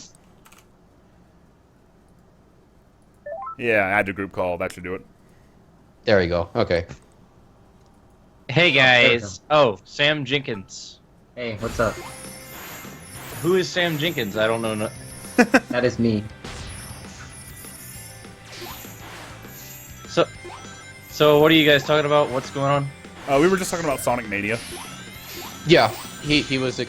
You were explaining something about Sonic Retro. You're explaining that to the chat. Yeah, okay. So, Retro Sonic, basically the Sonic 1, Sonic CD, Sonic 2, those remasters that came out on mobile, and Sonic CD Those are also good. came out on consoles and Steam, they all run on what's called the Retro Sonic engine, which is something that the Christian Whitehead developed before he was ever hired by Sega. He was a member of the Sonic fan, sort of like Sonic fan game community, long time ago. Like the first time I ever played a demo version of Retro Sonic was probably, I think, at about 2002. So that, he's been at it for a while. And It's that old? I didn't know it was that old. Gosh. I think that's right. I know Sonic. Sonic. I know Retro Sonic was called That's Sonic like- 4 at one point, and Sega Wait, said why we would can't let you name it Sonic 4. Wait, the Retro Sonic engine was around during 2002? I think it was. I highly doubt that because the classics games weren't that old at the time. There wouldn't be much initiative to do that. No, they weren't. But what he was trying to do was, like, Sonic fan games were a huge deal back around the turn of the millennium, really. And I would imagine it would be like more of a 2004 thing. it might have been that late, but it seems like it was. I know I played. Oh man, what's it called? Sonic Robo Blast 2, that 3D Sonic game that runs. I know I played that in about guess 02. what? Sonic Robo Blast 2 just got slopes. Yeah, I know, right? Anyway, Christian Whitehead he was the one who ported the mobile games, and he's the one who is basically, I guess, one of the lead developers of Sonic Mania. Him, along with Stealth, another very prominent community member. Stealth is credited with being the first person to figure out how to hack Knuckles into Sonic 1, for instance, which is something that even Sonic Team didn't seem to know how to do. Okay, you know what's really funny? Like, I was reading like some trivia about like some like Sonic stuff and like hack stuff. Like, this was very early when I didn't know much about it, and like I saw like, oh, someone was able to hack Knuckles into Sonic 1. This is a big deal. Isn't that so cool? And I thought to myself, you know, I bet somewhere down the line Sega's gonna do the exact same freaking thing. So, yeah. And no, Sega never actually did it themselves. They just hired the guy who did do it. That's the funny It's thing. kind of like how you remember when there was that emulator for DS, and the guy got hired because he worked on it just so they could make Sonic Classics Collection for the DS because they Yep. didn't know how to make an emulator for DS. Yep. It's like that. Stealth good. also made a fully functional version of Sonic 1.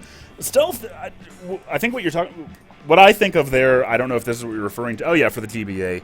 No, he didn't make it. He didn't make the whole game. He just made like Green Hill Zone.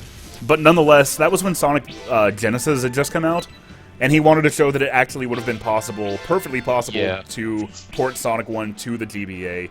Sega just hadn't done it right at all. And see, now we're out. We gotta wait 7 minutes and 45 seconds. So in the meantime, I'm just gonna have to go play something else.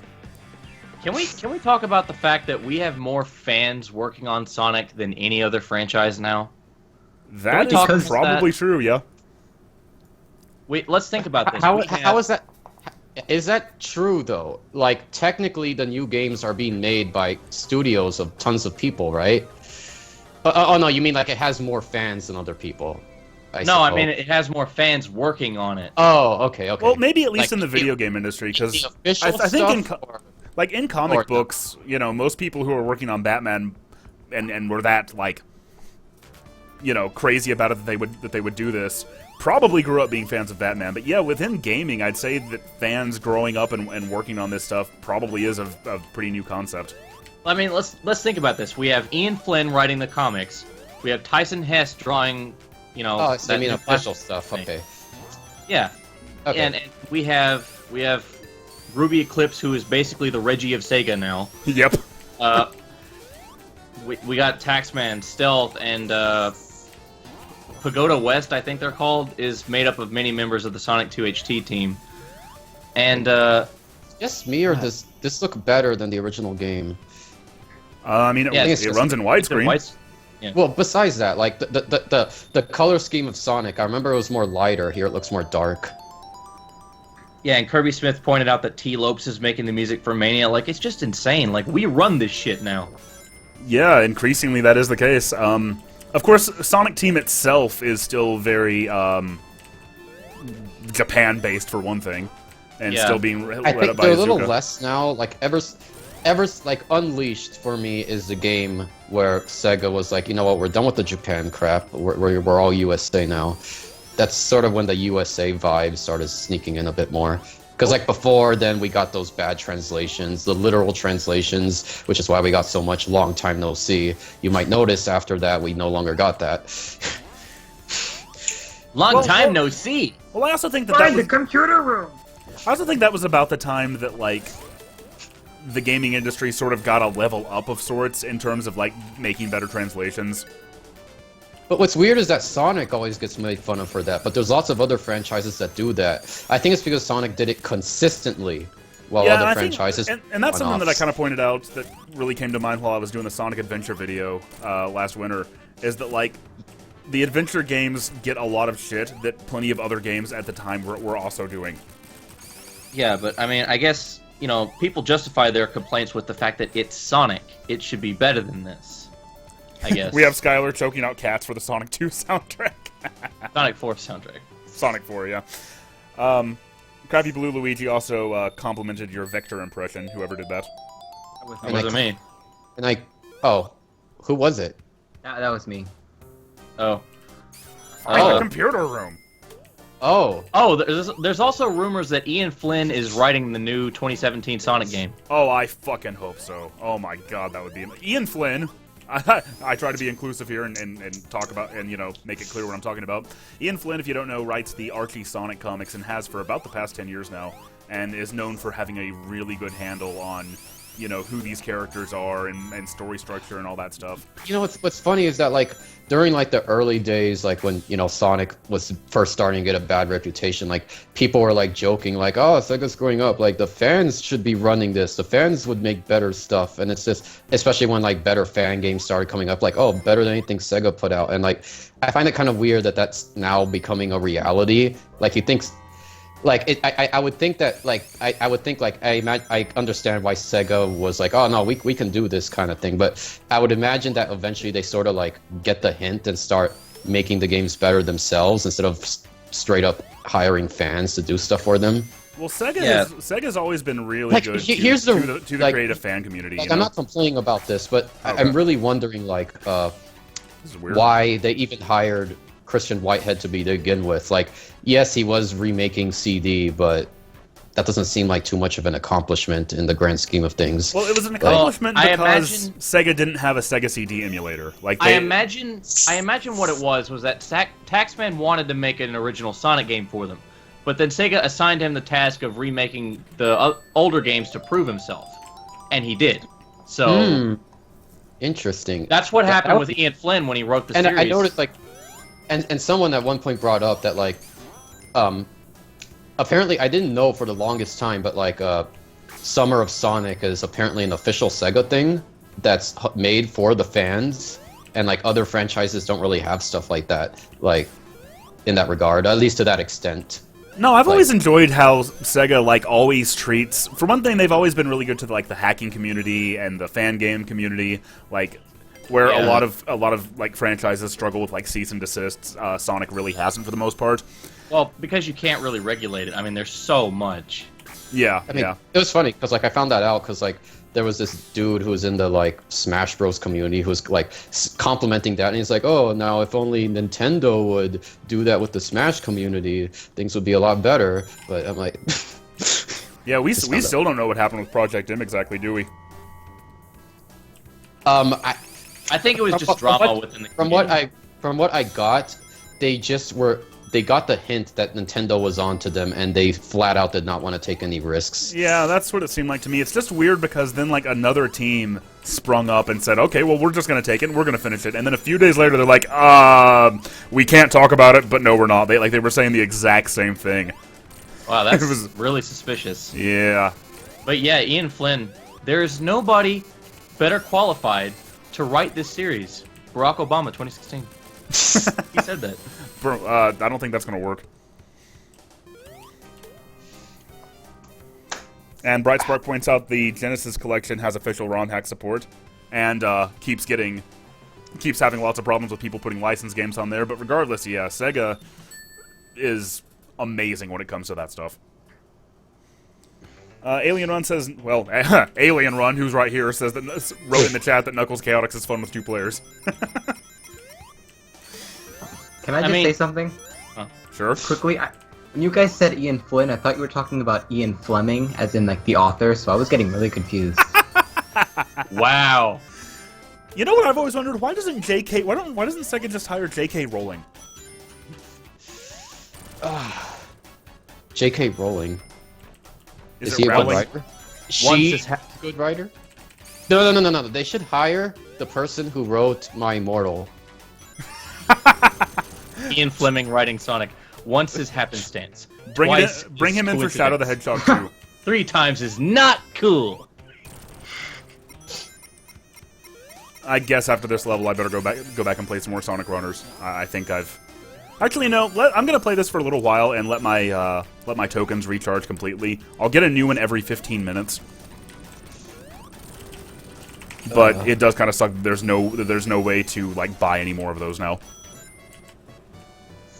This is gonna sound really weird, but this the remastered for Sonic 2, like I already liked the game, but for some reason it made me like the game more, especially the online. Like for a while I was like just hooked on that, just like beating people so much, like I like get to the especially because like it's not just about getting to the end quickly, you have to like get rings and boxes too. So like it'd be kind of like fun if like someone got the box before me and stuff like that. But I'm saying this as when I find a good person and when the connection works, because a lot of times like most people are just really crap for some reason. But You remember it back- just kind of made me sad that like they never got around to doing a Sonic 3 remaster, because while I still like the game, I have a bit of like when I was a teen and replayed it, I was a lot more biased and I was like complaining about it. So I feel like if they did a remastered, I'd probably like that better too. The Sonic 1 and 2 remasters in particular, Sonic CD, like I don't know if I ever played CD as much as I did when it came out, when the remastered version came out. But Sonic 1 and 2, like objectively speaking, these remasters are the definitive way to play it. They're widescreen, they add more features and more stages, and yeah, they're wonderful. But for me, because I know the nuances of the Genesis game so well, and because the retro engine doesn't perfectly emulate them all the time. Oh, I noticed that. Even though it's been a while since I played it on like the original system. Well, by that I mean the PC port of Sonic 3, or an emulator. Like I noticed, and people pointed this out. Like when you jump into an enemy, the hitbox is a little more forgiving. Yeah. Or like that. And that kind of made me think oh, and especially in Sonic 2, you'll get in Chemical Plant Zone, you'll get crushed in places where you're not supposed to get crushed. I'm sure you probably noticed that. But it's the kind of stuff that unless you were just ridiculously familiar with the original game, you'd never even notice. Yeah. So, Exactly. So I'm hesitant to call them faults. It's stuff that I mean, for bugs that me personally. reason, I did grow up with CD, but I was too young to remember any of it, so it doesn't really matter. But even I I'm able to like understand like people say like the original CD is like all broken and stuff. Like for me, like the first time I played it, like I didn't notice anything, and in that regard, like I probably enjoy it more for that reason. Like it's less accessible than the remastered, but I knew that if I were to like have grown up with it and to have accommodated with it, I would prefer it. You know, it kind of reminds me of the Metroid Prime versus Metroid Prime trilogy people, because like I think that Metroid Prime trilogy is an awesome way to play those games, but people who like, especially people who speedrun Metroid Prime, hate the trilogy version because it's not a perfect port. You know what I mean? Yeah, and a lot of people point out that Metroid Prime trilogy sucks because for Metroid Prime 1 it had a lot of removed graphical effects. Yeah, because and the original graphical effects were like sprite layers or something to that degree that wouldn't work with the 3D model. I'm just like, you can have a better control scheme than most first-person shooters on consoles, or you can have a few graphical effects. Which one do you think is better? Yeah, I almost beat Metroid Prime finally when the trilogy came out, so that says a lot. Normally when a port comes out of anything, I like to like look up the nuances of all the differences between the port, because like even if I'm not too interested in the game, I just find it kind of interesting. Like, all right, what did they change? What did they keep the same? That kind of stuff. Like, but yeah. Speaking of things that they changed in the port, we are going to Hidden Palace Zone, gentlemen. I know we are. You always love doing that when you do this. It's predictable. You know, it's kind of weird. Like ever since I started playing this version, like I always go to Hidden Palace, and then it's like, you know, I never get to fight that Mystic Cave boss anymore. Yeah, that's a good point. I guess you do miss out on that. I know, like I saw these like big Sonic fans, they did a playthrough of this game like on day one, and like they were just like blasting through all the levels, and then when they got to Hidden Palace Zone, they were like kind of like, oh, this isn't familiar, and like they didn't know how to beat the boss, and then like they made the joke of like, the reason you can't beat the boss is because your childhood mind hasn't memorized it, and like kind of. I mean, for me, I don't know, it's just kind of weird to have a whole new zone and everything else is pretty much the same. It's really cool that Hidden Palace Zone is in the game, but honestly speaking, I really do not like the level design of this place at all. You don't? I don't hate it, but it's not in line with the rest Sonic of Sonic 2, I don't think. much, then. What did you say? What did you say, Josh? I don't hate the level design in Hidden Palace, but I don't feel like it's in line with the rest of Sonic 2's level design. Yeah, that's really my problem with it. Like even the enemy design. I think because I didn't grow up with the game, I feel it is. Like not exactly. Well, that may be very true. I also don't. I don't know. I don't have like 22 years of experience playing this level. Right. Yeah. Okay. Like for me, it feels like Sonic 2, but more layered. Yeah. And a little bit messy as well. Like so, sort of Sonic 3, but not really. Like he tried to make it like Sonic 2. Like I could get that vibe, but you know it's very clear that it's not made by the same person who made Sonic 2. But I mean, there's no way you could replicate that, in my opinion. Well, what I wonder is like if you could somehow get somebody to play it who had never played Sonic 2 before and didn't know that Hidden Palace was new and take them to it. Like, would they pick up on the difference?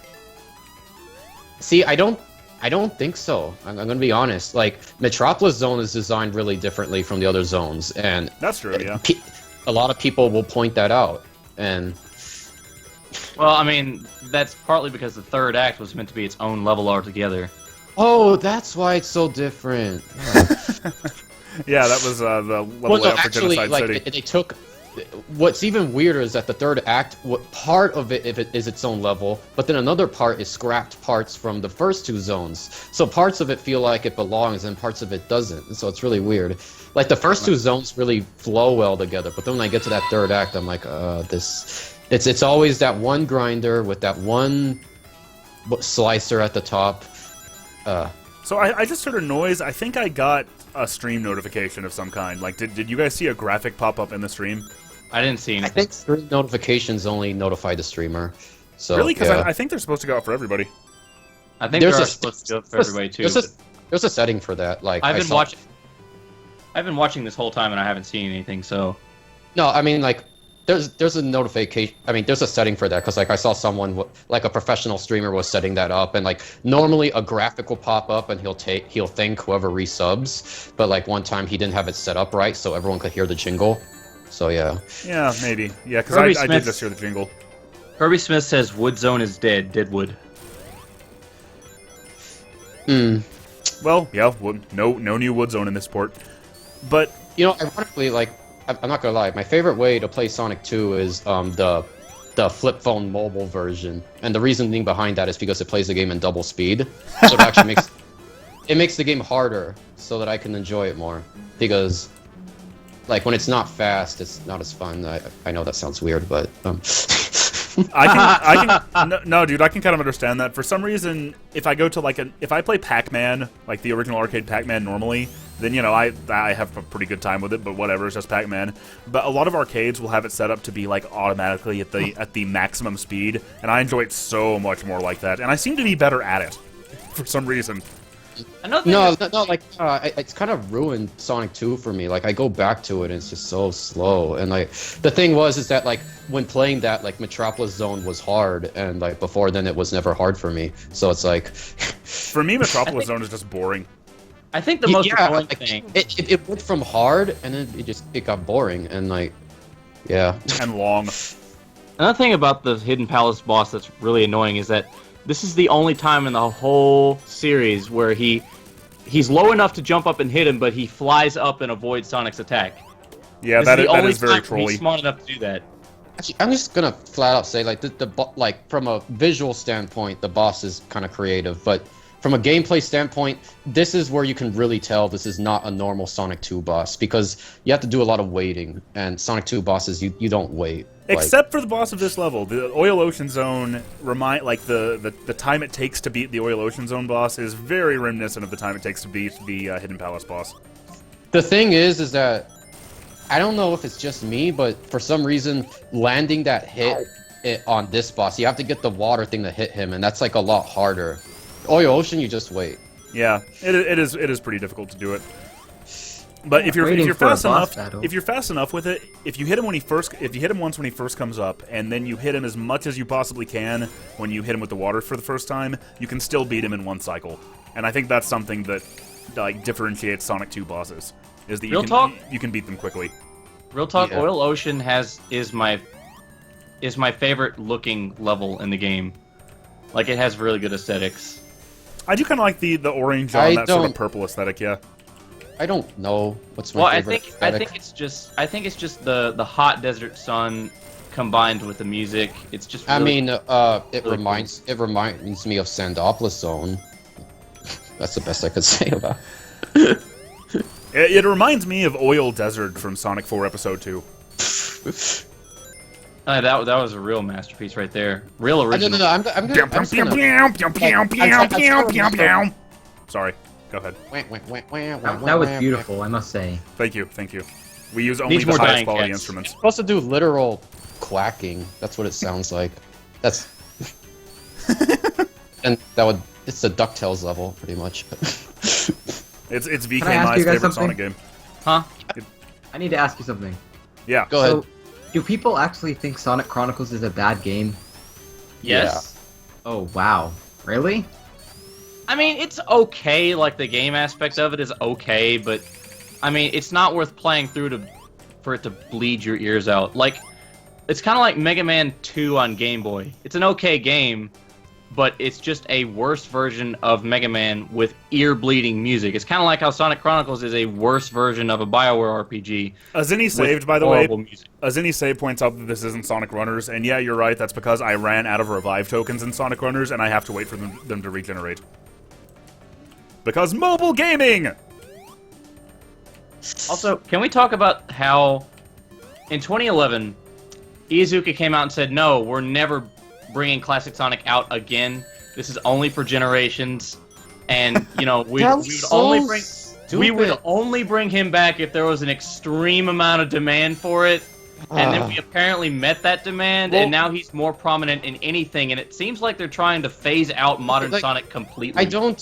I have never, like, in the grand scheme of things, it's not a big deal, but, like, from day one, I have never been a fan of having modern Sonic coexist with classic Sonic. Like, I don't see the appeal of that at all. It is like, very meta. Yeah. All you're doing is that you're forcing people to like pick what to do, and like it just was kind of, or like pick which Sonic they like better. Like, well, I don't think it's that. I think that fracture was already there. They're just acknowledging how fractured the fan base is. I know. It's just like it's because like I don't.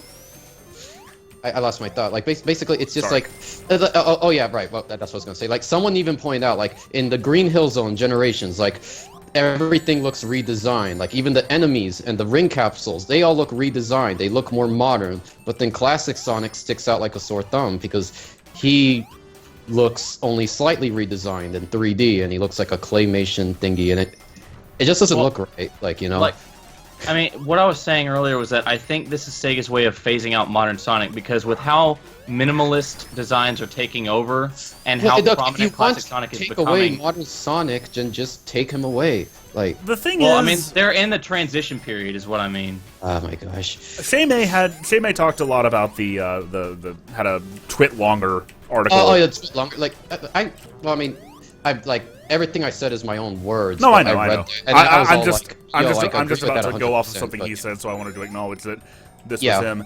Like, I loved both of the game announcements at the Sonic stream, and I am very 100% okay with both of them. And like, if I was gonna make 2 Sonic games, that is exactly what I would do. Like, same developers, same direction, Yeah, same and kind of thing. Putting But- Ian Flynn in charge of writing the next Sonic game I is like think my me issue walking. with the new trailer for the new game is that not enough was shown, so it makes me question what's going on. And then classic Sonic, he just really doesn't need to be there. It's just Go on with what you were saying, Josh. Yeah, what I was saying is, but what Shay said is that, like, this whole thing continues the same exact problem that he was outlining in the Sonic Spitball series that he did on YouTube, which is that the Sonic series, one of its most consistent problems is that it doesn't have a direction. They keep going off in all these different directions and trying to satisfy everyone. And I do think that it would be to their benefit to just, you know, sort of clarify one consistent design for Sonic and one consistent gameplay style, and then iterate out of that. Because what other character has this kind of shit, you know? and true, that's something that really makes Sonic unique, and it's part of what makes the... I mean, I guess the Doctor from Doctor Who is kind of like this. You know, for the longest time, I didn't really care about it, and like a lot of people, like even Shay May said in his video, like, I'm glad a lot of people don't give a monkey's arse, but you know, like I was like one of those people for a long time, but then like eventually I sort of saw the point, because like I realized like the issue with changing it up is that you never know what to expect, and like Shay May said, it's like it forces you to have a preference when before you don't necessarily need to.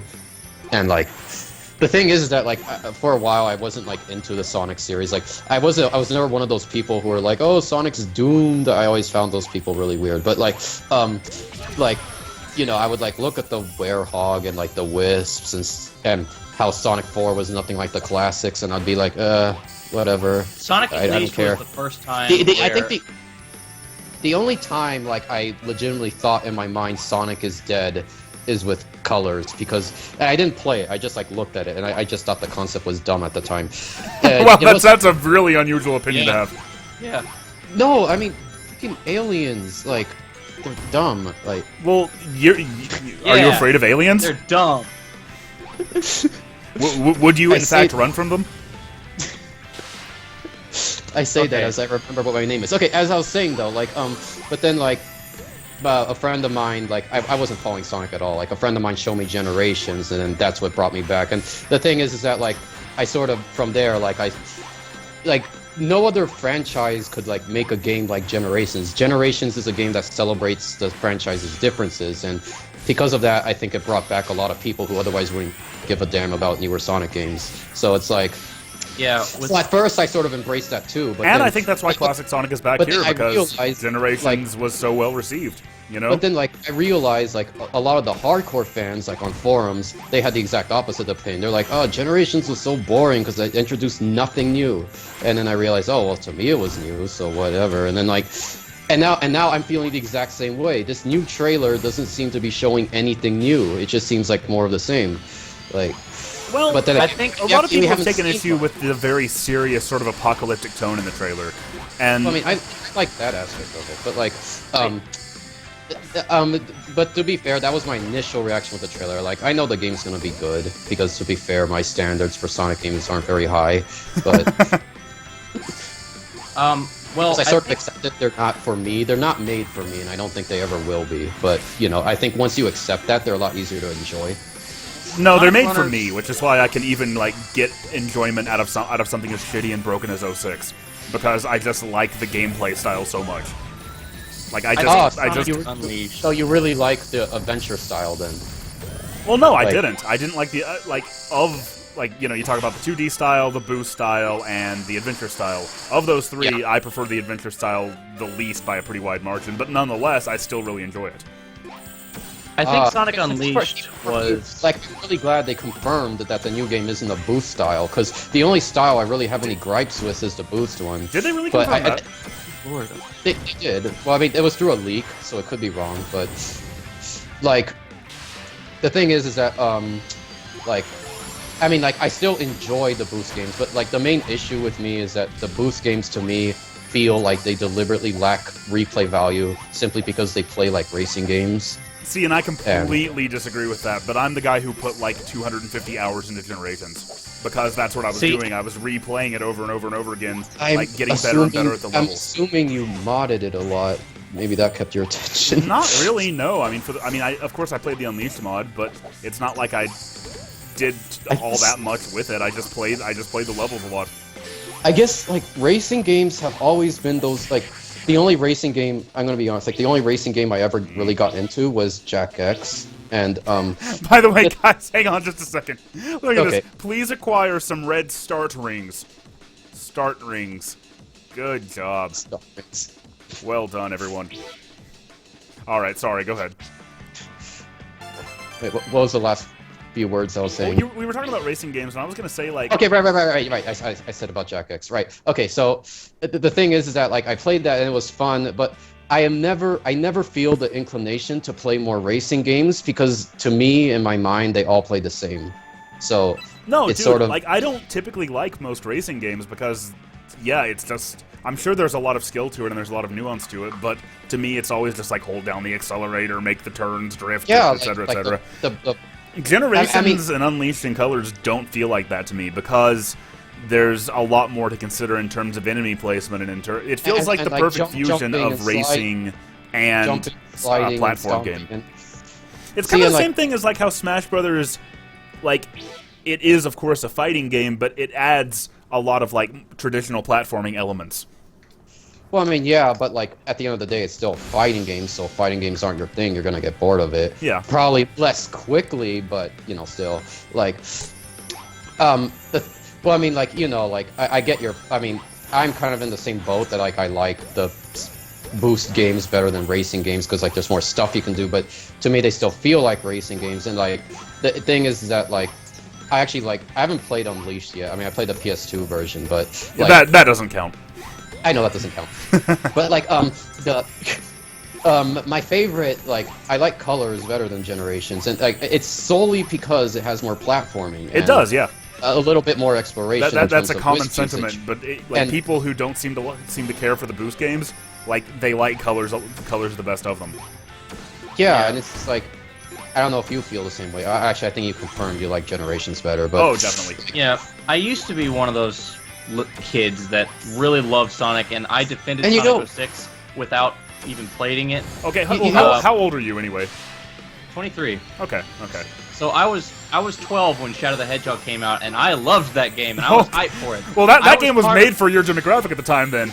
Yeah, like The edgy 12-year-olds. So that's my perception of it. Like, I think Sonic Unleashed was the moment where I transitioned to a cynical snob that you see on Sonic Retro all the time.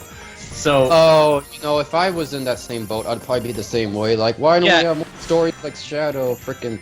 But well, I know it was really the Werehog, but I mean, I remember when Sonic and the Black Knight was first announced, and it showed the Nintendo Power cover of him carrying a sword, and then that was a mass exodus of Sonic fans on that day. It was amazing. Well, I tell you think what, it was whoever more said- when Shadow had a gun. Like that was when. No. Sonic and the Black Knight was when it was really over because Unleashed had a lot of hype behind it, and like Things is Sonic and the Black people Knight got was over it now. Like people don't talk about it anymore. People still talk about Shadow having a gun though.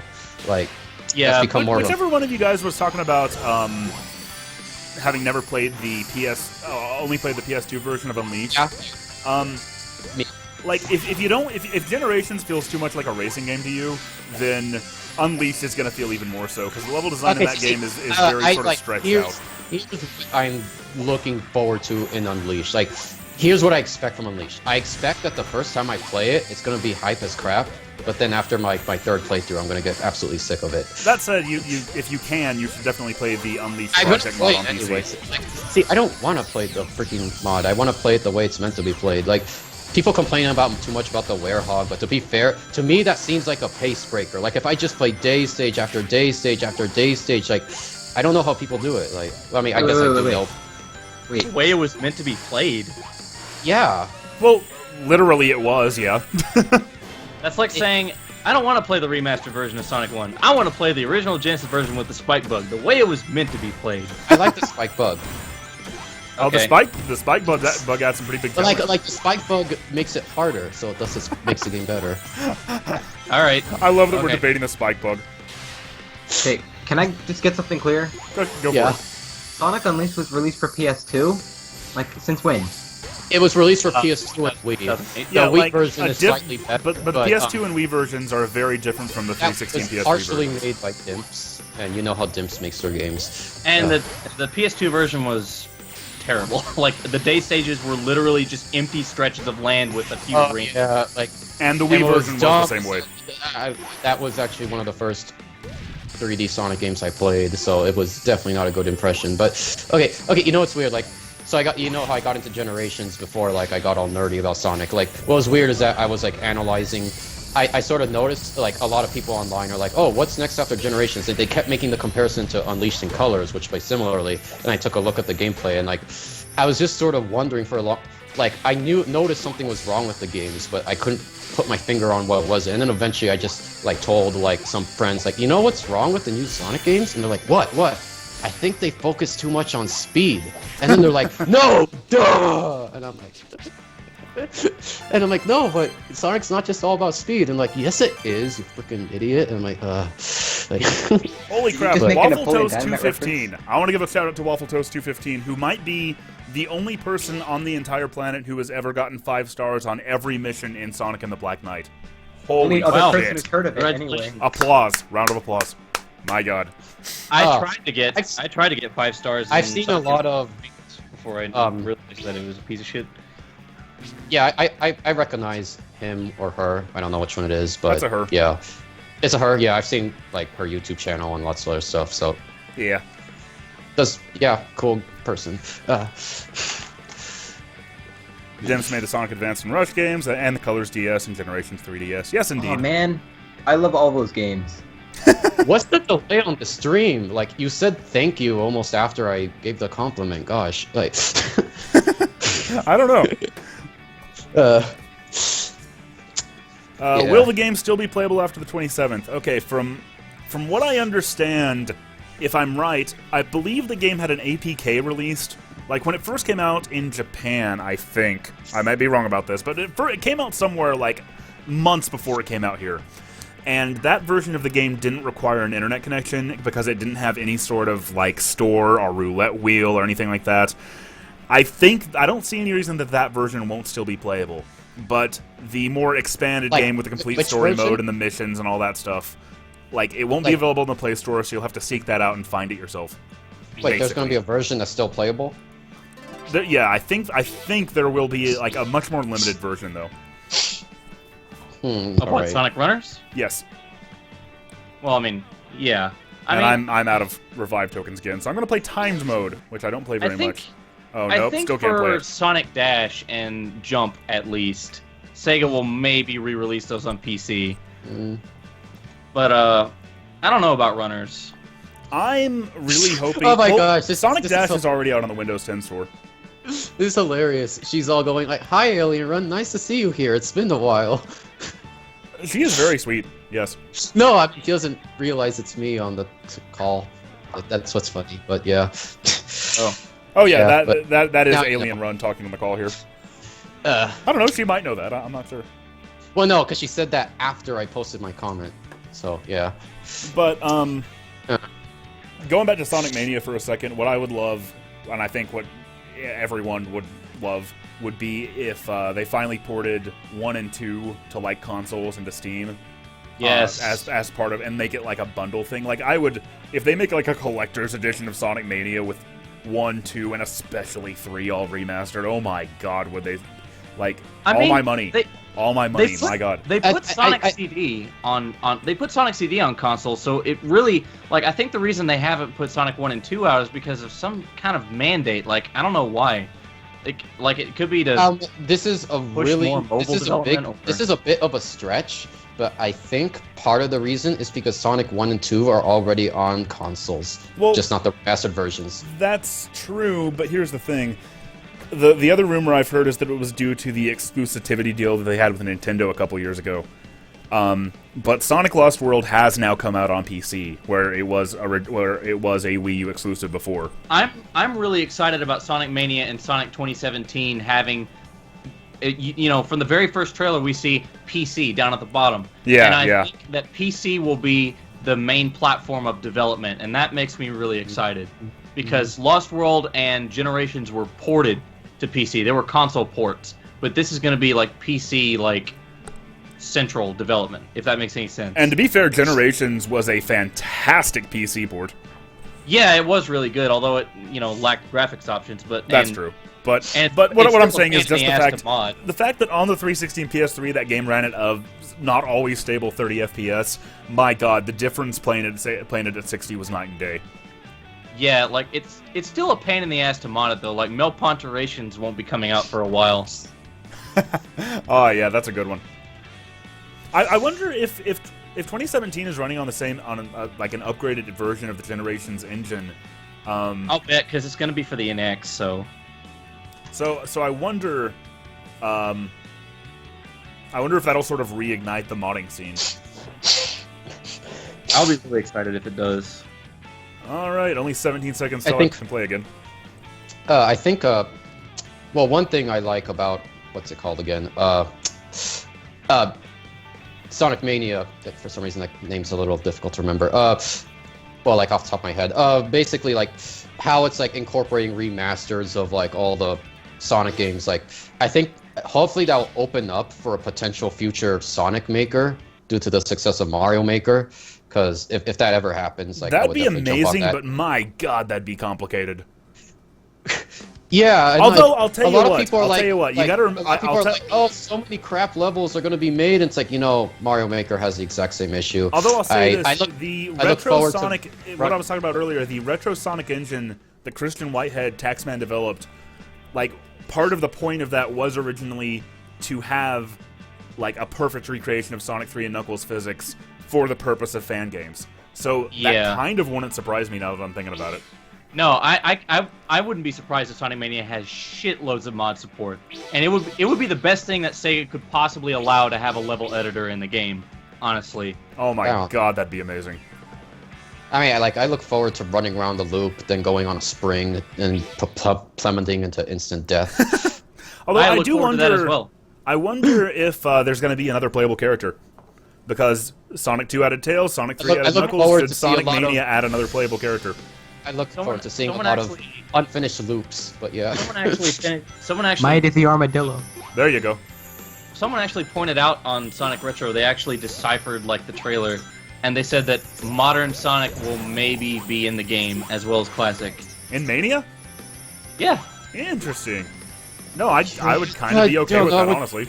Like, I just want modern and classic to be separate. Like, I don't see a point in having them together.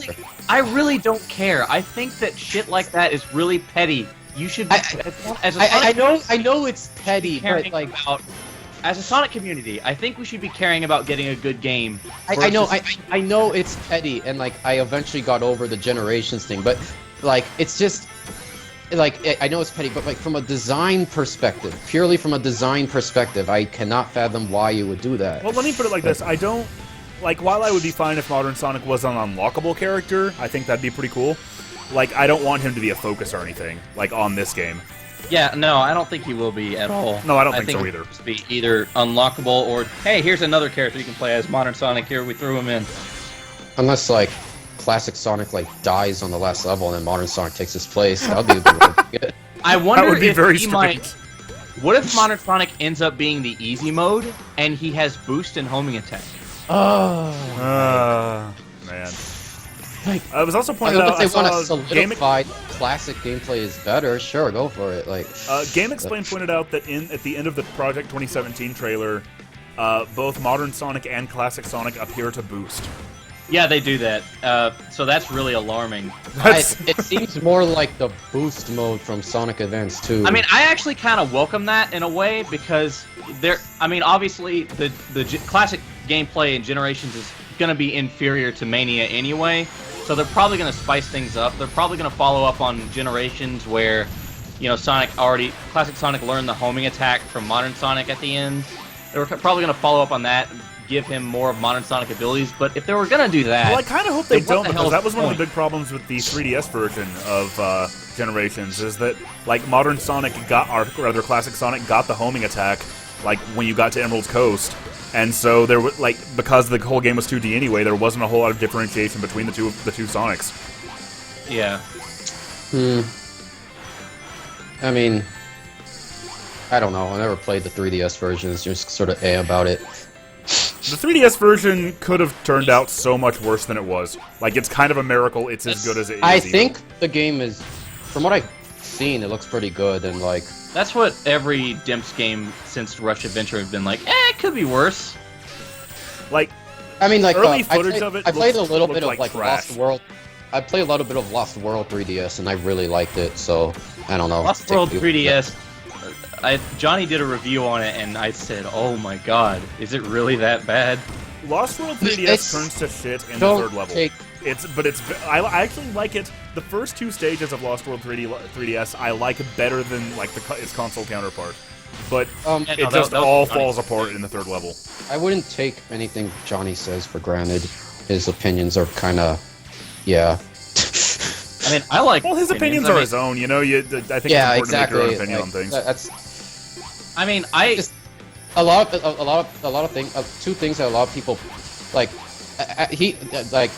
I think he's a pretty good YouTuber. Like I just personally don't like the style, but you know, Well, I mean- like the videos are really good.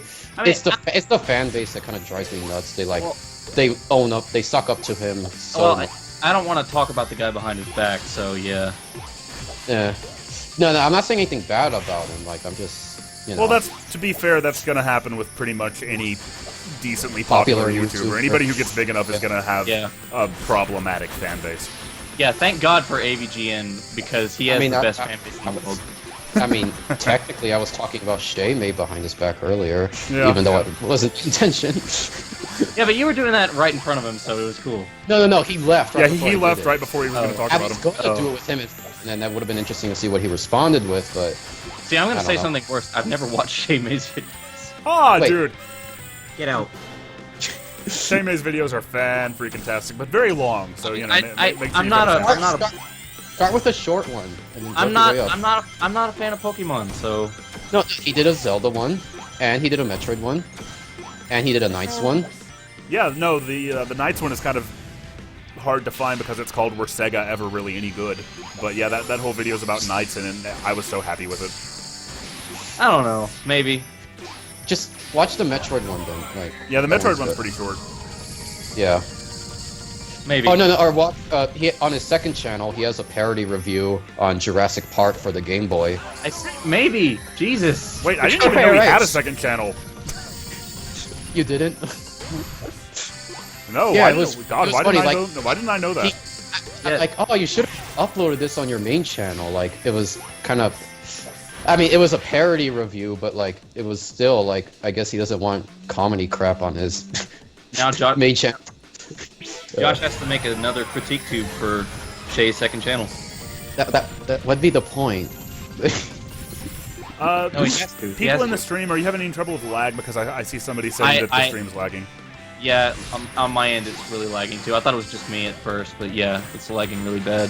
But It's it not wasn't lagging lagging at all. before. It's not lagging at all for me, so thus everyone else is fine. Okay. I can knock down the bitrate a little bit if I need to, but I cannot. I cannot handstand. I attempted to stream for my first time of the day with Mega I Man, guess it's more of a and it was computer thing than I guess it's more of a computer thing than an internet thing, because this is like a $1,000 computer right here. So, yeah. I don't even want to tell you how much mine was. Well, mine was $2,000. So what? You're not gonna need another computer for the next 20 years? At Maybe least maybe the next like 5. 7 or so. I'll probably upgrade the video card at some point, but I mean, It it's gonna costs- be a while. It cost $2,000 3 years ago. Yeah. Uh, No, I built a new computer just about a month ago now. Kirby Smith asks, how do you think Amy Rose would control in a game like Sonic Mania? It would be normal, except you could probably just use the hammer. Well, Yes, I mean, maybe. my mind instantly goes to how she controlled in like Sonic Advance 1. So it's hard for me to say because I just imagine that. I say it's a computer thing because earlier I was using a different computer, and obviously it has the same internet connection. So Yeah. yeah. You know, in Sonic 06, Amy had a invisibility move, and I wish that was added to gameplay. I think it could work. An invisibility move, like, God, why didn't she use that against Zero then? Why didn't you use it against Sonic 06? Well, I mean, make it to where she's not totally invisible, like you can still see her, but make it to where she's invincible for as long as she uses it. I mean, I don't know. It'd be interesting. I don't know. I kind of hope that, like, as of Sonic Mania, like, I would be fine with them implementing more playable characters in, like, Project 2017. Because it's been a long time since Sonic 06 now. I think Sonic Team really wanted to get away from having too many playable characters. I'm 99% sure there will be more playable characters, or at least more characters in general, because it said join the resistance. Yeah. I want them to be more in line with the way that the classics handled things, which is that, like, all characters are have some similarities. Like, they don't have different gameplay styles. By the way, watch my score here. 16, 17, 18, 19, 20. My God, I love doing that. Well, I think it's really hard to add other playable characters to the boost gameplay formula because, I mean, having Tails or Knuckles boost. I know, just I agree. weird. It would feel wrong. It's weird. Like, it's not even like they could do it, but it'd be really weird. They do it in Dash, so you can't complain about it anymore. Gotta take Dash into account, that's true. They all run the same speed. I mean, Tails would basically play like modern Supersonic, where you just fly through the air at super speeds. I think what I really want is, like, for what I think would be the best modern Sonic game besides Adventure 3 would be, like, just make a game that has, like, the main characters are Sonic, Shadow, and Silver. And I know that sounds really 06-ish, but, like, put more emphasis on, like, how they're different in their play styles. Like, Silver like, play a little more like Spider-Man, and See, Shadow I don't know, different stuff. I actually had an idea for a Sonic game way back where it was kind of like a pseudo remake of Sonic 06, where you had Sonic who controlled like Generations I Modern. think everyone has an idea of a You- remake that's like Sonic 06. Like, Yeah, but you have Shadow who plays like Sonic Adventure 2 or 3, and you have Silver who I would ideally want to play like I would want it to play like.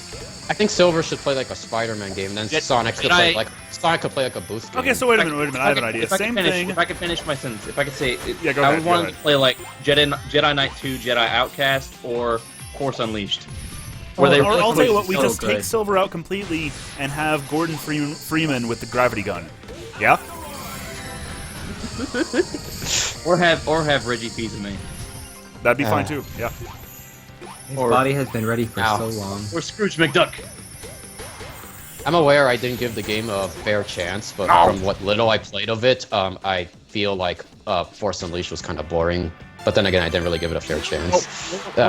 What's really important is that they put Silver's telekinesis to good use, because in Sonic 06 it was used horribly. Like, that is literally the worst implementation of telekinesis I've ever seen in a video game. How did Well, they I mean, so I mean, bad? well, I mean, at least it still works. No, Uh, it does. Only Like, 25 that's- million points away. Gotta wait another 3 minutes now, Well, though. it does work. You just have to aim. Like when you're an inch away from them, yeah. Well, I mean, like, aim really good. So I'm gonna catch up with the chat here. Let's see. Okay, we talked about Amy and Sonic Mania. Amy can turn invisible in Sonic 06 due to rush development time. Really? Huh, I didn't know that. Or if I did, I forgot it. Wait, I don't think that was ever confirmed. What the frick? What? I sort of, I barely remember how Amy actually played in 06, but I'm not sure. Tails' boost meter will be replaced with a flight meter. Knuckles' will be replaced with a power meter that builds up over time. No, that's not That sounds that bad of an hero-focused. idea. I can see it being implemented well. Like I keep trying to Sounds like imagine this Heroes in 2. like generation style levels, and I don't think you can do that. I think like boost levels designed just for Sonic. I mean, I'm not gonna lie. I've had ideas for like making a really good generation style game, but I don't know. I feel like in the long run it kind of limits things. But I see why you like it. So yeah. RB4 to you know. RB4 to Braz says no more Silver ever again. Honestly, I like Silver as a concept. I mean, he's a total Future Trunks ripoff, but Total Future Trunks ripoff. My God, Just even like sounds like him. Shadow is a Silver ripoff and Sonic is a Goku ripoff and Sonic is a Mario ripoff. and Mario. To be fair, Silver has a much more menacing voice in the Japan version. I don't know what they were thinking with this English voice. Like, oh, we gotta make him. He just sounds like the Funimation Future Trunks. Sounds like Fox in Smash 4. Waffle Toast says she likes Silver in the comments. He's in the comics. He's well written there, and that's true. But you know, like every character is pretty well written in the comics. Yeah, I mean that's why I think my spirit is now the writing director for Sonic 2017. It's like someone came in there, said, Pontac and Graf, get the fuck out. We're bringing someone way more Wait. qualified than you in here. Aren't they still writing the new game though? Nope. Wait, they're not. What do you mean? Well, actually, that's. Well, we don't mean, know, do we? I mean, we don't know that Ian Flynn's writing it, but he's dropping hints that he is. Okay. And it's pretty obvious at this point that Pontac and Graf are not writing the new Sonic game because they haven't. There's been a lot of hints that. Okay. So because before you brought that up, I was gonna bring up. You know what? I think the story isn't going to be good simply because they are writing it. Like, ever since they started writing, I haven't cared about the story. And to be fair, everyone has been saying that, so I don't know why they don't do anything about it. Like, it kinda worked with colors, but that's about it. I mean, people Generations like got a pass because it was a celebration, People but liked colors at the time because it wasn't Sonic 06. It wasn't overly Japanese, overly to be complicated, fair, like, grim dark crap. It was just yes, but I don't mind having not grim crap, just make it better writing. Well, no, I agree, but I mean that's really what people think is that they think that Sonic can't work with a dark, mature story, despite the fact that it's been done before multiple times and it worked. So I disagree with those people. So, and I think a lot of people are starting to realize now that Pontac and Graf were good at the time because, you know, it was a transitional period to where Sonic is going back to being fun again instead of they're taking it way, way too seriously. But a lot of people have just been dismissing the Project 2017 trailer as just because it's serious. And I think that Sonic with a more serious story could be done very well. Yeah. But it needs to stay true to the Ben, character. could you summarize what you said? I got interrupted. I missed most of it. Well, basically what I was saying is that, fuck, I forget what I was saying.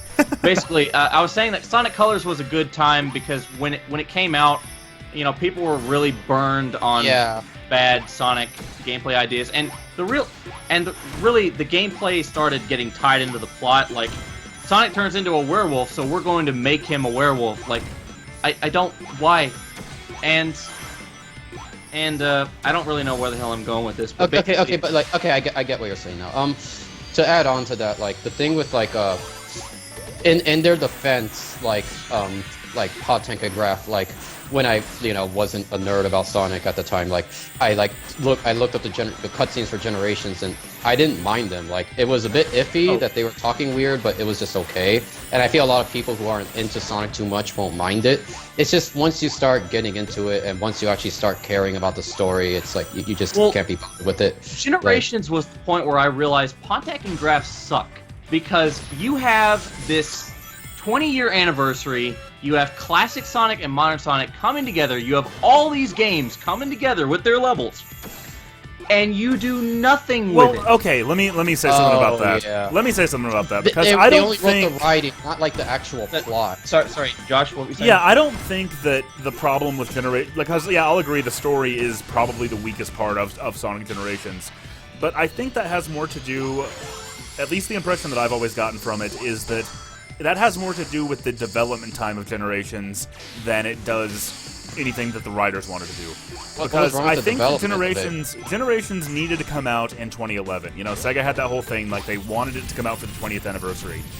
And yeah, but I mean, they had 3 years to work on it, so, I mean, after Unleashed... And plus, there in the CG announcement trailers for Generations, like there was a lot more to it. You saw, classic and modern Sonic running through Rooftop Run, for instance. Yeah, and none of that made it into the game. So I think that there was a lot about the story that was just left on the cutting room floor because they didn't want to make a bad game with a better story. Maybe, but I mean, even with what they had, they could have done more with it. The Time Eater, that's what it's called, gets a 4-second explanation of its backstory. Yeah. And there's no, the final boss theme is really lame. The final boss in general is really lame. Like, it feels like it should have had a second phase. That's true, the final boss was... To be fair, was neat too. it's pretty standard for your Supersonic final boss. Like, I couldn't really expect more. The one thing, for a long time, I played Generations kind of late, actually. I played it at first, I was a rental, I didn't play the whole thing, but, later when I played the whole thing, for a long time I heard people, complaining about how cheap the boss was, and then I played it, I'm like, I don't have a problem with it. So, it was weird. No, I didn't think it was hard at all. Yeah, exactly. I thought it was just boring. I think people just cannot tell how far away the rings are, and I'm like, well, fix your eyesight,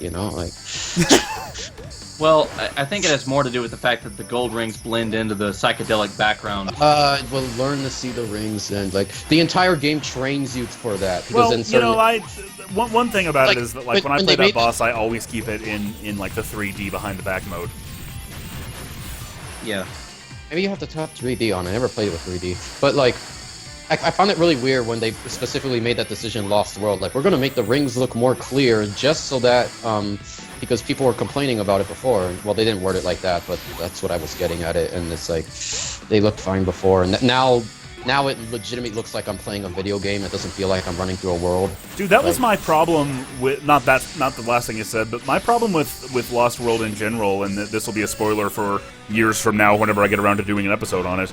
But I remember they'd have Aaron Weber come out and say that Sonic has parkour now because people said that they were tired of running into the walls in Sonic games, and we're highlighting the rings and doing all this stuff. And that's legitimately what he said. Yes. Unleashed seems like it was made for people who don't like Sonic games. You know what I mean? It seems like it was made to try to appeal to people. They listened to the criticism for Generations, but that criticism was coming from people who wouldn't have liked a Sonic game done in its style anyway. Yeah. Yeah. Well, Kirby Smith says, what was the background for the Time Eater in the comics? He didn't have one. He hasn't shown up yet. Oh, I didn't know that.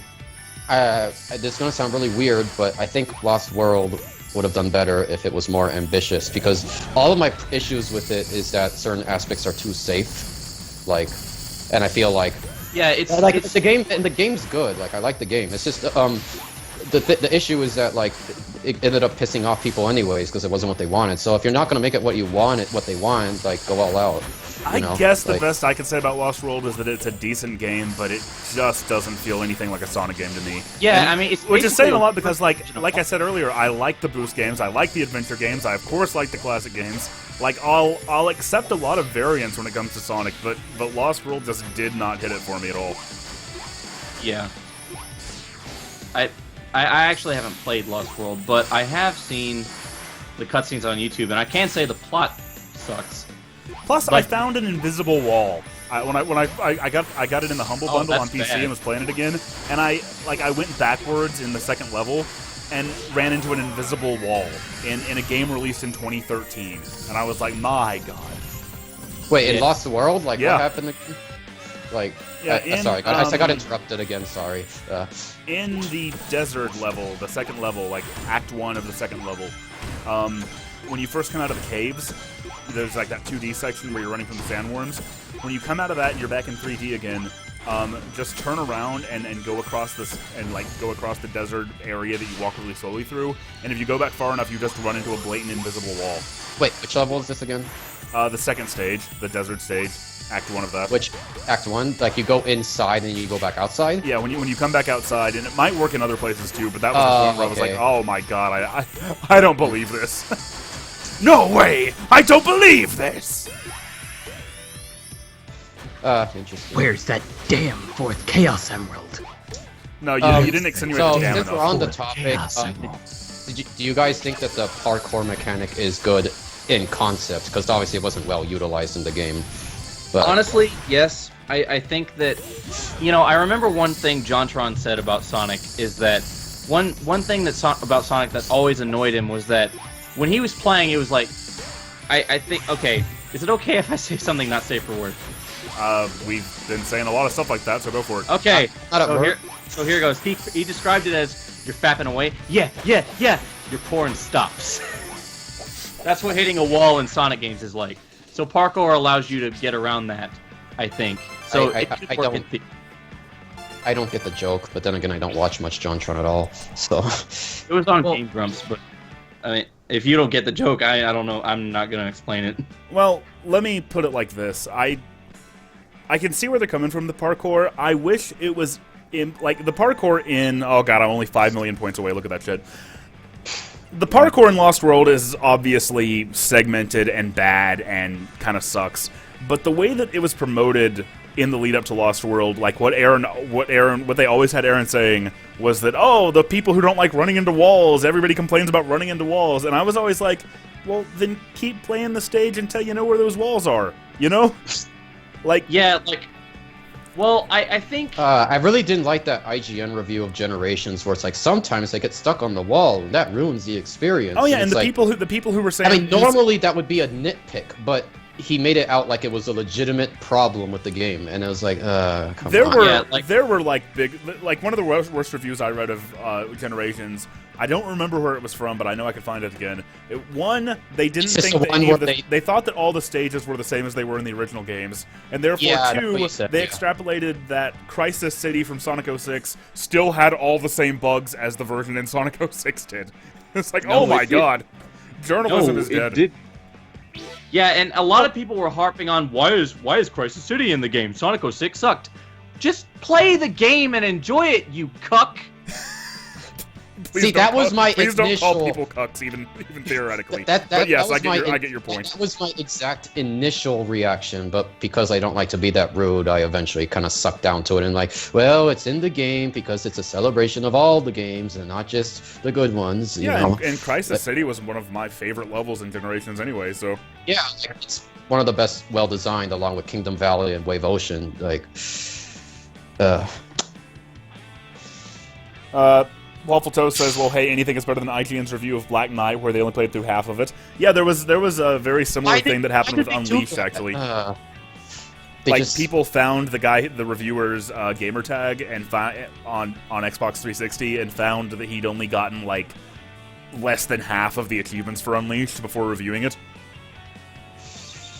That's like watching the first half of Meet the Robinsons and making a review based on that. That's a good movie Yeah, to use as an example, the, yeah. The appeal for Sonic, for me, is kind of like the same appeal of Mega Man X to me, in that it's not about success. It's not about beating the stage. It's about how cool you look and how cool you feel doing it. So, hitting a wall in a Sonic game is not your fault, but it is incentive to try and improve. I had a really weird experience with Mega Man X. In fact, I told Geek Critique earlier. I told Josh earlier about like I was gonna make a video on that. That's been canned for a while though, but it's sort of, I don't know, how am I gonna explain it? It's weird because it was really complicated, but yeah. Like, I don't know, like, it's just, what's weird is that I haven't, it's kind of hard for me to like Mega Man seems like it'd be right up my alley in terms of like a game I'd get into, but for some reason I keep instinctively comparing it to like other similar games I played. Like, I played a few of the classic Mega Man games, but like for some reason they all sort of feel the same, so I'm not inclined to play them. Plus, like, I used to play I Want to Be the Guy games a lot, and I compare them to that. Even though for the most part they're better designed, the way they're designed is less familiar, so it's like that makes sense and it doesn't make sense at the same time. But yeah. By the way, this will probably be the last run because I'm only 5 million points away, and I'll probably get that while I'm doing this. So I'm gonna go ahead and switch over to Classic Sonic for that.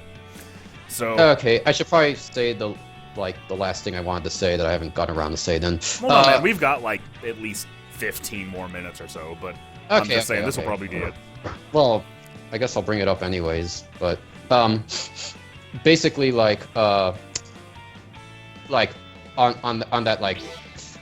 that's like the game I requested you to play via the Patreon. Like, basically, like, I Want to Be the Fan game. I'm like kind of looking forward to that because like I don't know, like the game is kind of like, it's interesting to me because like just to give some basic context, when I first played it, I thought it was really crap, and now 6 years later, I'm like 15 minutes away from the world record. So it's kind of, I don't know. Like, I acknowledge it's not like the best game ever. It definitely isn't, but it's the game I put the most time into. So it's gonna be interesting seeing someone play it for the first time, and then me like seeing how you do I've it. never played it before. By the way, Exactly, yeah. that user stat screen is only counting my since I transferred over to this emulator. Users. Oh, okay. Right. Now we need to catch up with the chat. Let me do that real quick. Yeah, it's been going all right. Make Silver more like Kirby. Says the person with Kirby in their name. Kirby Smith points out Mega Man has several Mega Mans, and yeah, that's true. That's another example of a game franchise with lots of different character variations. Just the classic series alone has more games than the Zelda franchise, and that's saying a lot. Man, I was hoping for Red Star rings. Yeah. Oh well, Then I got again, this it is a baby Indigo Wisp. platformer, and platformers are easier to make, I would assume, so... Yeah, no, Mega Man was really easy to make because they had an engine. All they need to do is squeeze out some new levels and work up a nifty soundtrack, and hey, new Mega Man game. Yeah. This is my last roulette spin. And it's that thing. RC Pinwheel! Hell yeah. Pinwheel. Pinwheel. Plus 500 experience points. Excellent. I have a Sam, confession I've to make. always wanted to see Radical Train in a better game. Yeah, that'd be cool. You said, Sam, what? I have a confession to make. Yes. What? Oh no. Well, it's not really like bad, but I was hoping I've- for something bad. it could be bad. It's I've okay, written- Sam. You can tell us. Okay, I've written about 5 or 6 full YouTube video scripts, and I was actually planning on. If you see my Skype icon, it's supposed to be 6 my YouTube icon, because I've been planning for years to try to become a YouTuber, but I'm just really lazy. So Hey, that's That's where I was fine. for about 10 years myself. I was like that for a year and a half, and now I am finally starting to just make videos and not worry if they're bad or good. Like, basically, if you try to make them good, they will eventually be good. Yeah, that's Yeah. pretty much it. Here's something I give advice to video makers. Everyone always says, everyone says this every time. You know, when you make your first video, it's not gonna be that great. You know, just put it out there. But what they don't tell you is that you're going to think it's a masterpiece when you put it out there, no matter what. You're going to think it's the best one. I think a better way of going about I think it it's is just because look it's at gonna the exceed video. your own expectations for it, and you're gonna be impressed with what you were able I to think do, a and that's better way fine. is, like, look at the video for what it is, and obviously there's nothing wrong with getting excited about your video being good, but like at the same time look at it how it is, and then like see like, all right, I made it like this, let me improve on it, and basically build up instead of like, because like if you just have ideas in your head and don't get them out there, then they don't get out there, you know. And that's good life advice in general, not just YouTube. Like, Yeah, I guess you're right. And another reason I canceled, I actually started editing one of my videos. It was a video on why Super Smash Bros. Melee is the worst in the series, and Well, that, obviously that's gonna obviously the attract some problem- interesting things. Wow. I realized that the fan base of Smash Brothers, love it or hate it, all they do is argue about which game is the best. So Yeah, that's even true. though it had some good points in the video, but I decided to just not do it because I just okay, yeah. Also, more advice I'd like to give. Like, I noticed like a lot of YouTubers that like are heavy with scripts. Like, all of them started out like making not scripted content, and I think like I highly recommend doing that, no matter how dumb you sound. And the reasoning behind that is so that you can understand how you'll sound naturally. And here was the biggest thing for me is that because we started as a Let's Play channel, like that gave me a chance to actually learn how to video edit because, like, I don't know, nobody's ever watched my Let's Plays for the most part, but like I used to do, like, just sit there and like a 10-minute episode would take me an hour to edit because I would just keep adding like visual flares and trying to extenuate the humor of jokes and doing shit like that. But it gave me a really good chance to learn the video editor. I didn't upload any of my Let's Plays, but I sort of did the same thing, ironically. Like, it'd be weird, like, I'd edit the Let's Play, and then before I upload it, I'm like, nah, this is crap, and then... I mean, my content is obviously scripted because, you know, acting. But, Yes. Don't, like, I'd like to think I'm a good actor, too, but you really need to understand, like, acting works very, very different online than it does in real life. well, I mean, it's always, you know, it always has a script. It always has, you know, different tones or... The thing you need to intonations understand in is the that, like, voice. scripts help, but in the grand scheme of things, you don't actually need a script. And I say need very clearly, because obviously you're going to want the Yeah, I mean, script, but you never... If you're It's like- making something, like Josh has, you know, people are more interested No, in... dude, I know a guy who makes videos very similar to Josh's, and well, not very similar, but they're similar enough, and like they're semi-scripted. Like he writes down notes, but besides that, he just talks, and he has so Right. much experience doing it that it sounds scripted. Like it sounds like he's talking to you. Like, I think it really... I think that like making a video where it legitimately sounds like you're talking to your audience in the way that they want to hear you and you want to talk to them is more important, because even if you make a script like full of really good points, if it doesn't sound natural, people aren't going to listen to you. But, Well, I mean, I don't know if they won't listen, but yeah, I agree that it does sound better when, you know, it sounds more natural and genuine. I'm saying like it's one of those things Oh, that you man, really that need sucked. experience with. Like, yes, you can tell yourself, oh, I'm not. But I got enough.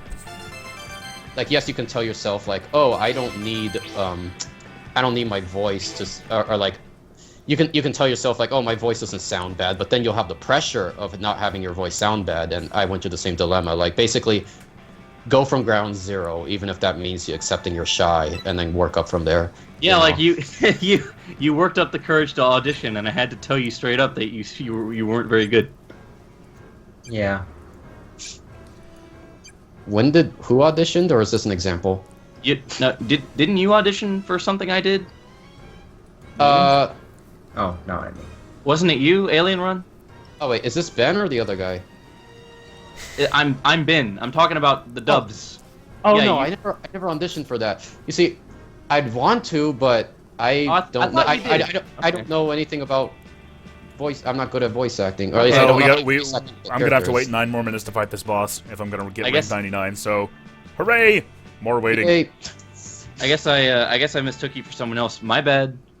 yeah, my name is the same across everything. Alien Run, but yeah. Well, to be fair, I have lots and lots of people who like are fans. Like I have multiple Patreon supporters named Ben. Yeah, I noticed you had to add my last name to the Patreon eventually. Yeah. Yeah. I'm very last. By the way, the next time I do this, I will probably be playing this version of Sonic 1 right here, because I've decided to play the remastered versions, sort of as part of the excitement over Sonic Mania. Yeah. So we'll Yeah, go what ahead and now? try it out right now, while we wait. Time for think Sonic Sonic- Racing Transformed. So Oh yeah. going back to that Smash thing, because Dark Lord Taco brought up Smash fans arguing about the best game. Like basically, like I noticed like Smash, like not all Smash fans, but a lot of them seem to be very like petty about it. Like they think they're so like entitled to like have their specific game like be the best or whatever. Okay, I worded that completely wrong. Like, let me give an example. Like, one person I was talking to was like, oh, the Melee community is so toxic. And I'm like, well, you have a point, but not all of them are. Like, yeah, like, mainly all of them. And I said, like, you know, they have a right to bash on the other games. Like, no, they don't. I don't care about their opinion. They should keep it to themselves. And it's like, I don't know. Yeah, like, that's good for that's great for discussion. Like, no, you should just keep your opinion to yourself. I know, it's good for his discussion. Like, the thing that he wasn't getting is that not everyone goes into the Smash series being a fan. Like, I definitely didn't. Like, I had to like learn the ropes of why everyone cared about it and all. Actually, it was mainly thanks to your videos, actually. Like, but well, that's one thing I really try to do with my videos, especially when it comes to sort of controversial issues. Because like with Melee, you know, Melee is by no means my favorite Smash game. But I wanted to make sure that I gave it the props it deserved. I wanted to make sure that I gave a nuanced reason for why it's so popular and why people love it. Because I don't want to just be one of those people who's like, oh, Melee sucks, or oh, Melee is the best and people should just play it. Like I want to understand and I want to help people understand why there's such a wide variety of opinions on it. Yeah, like, I don't know, and then like, wait, is there an echo? There's probably an echo. I completely lost track of what we were talking about. I'm not hearing Melee. Echo. We're talking about that Melee.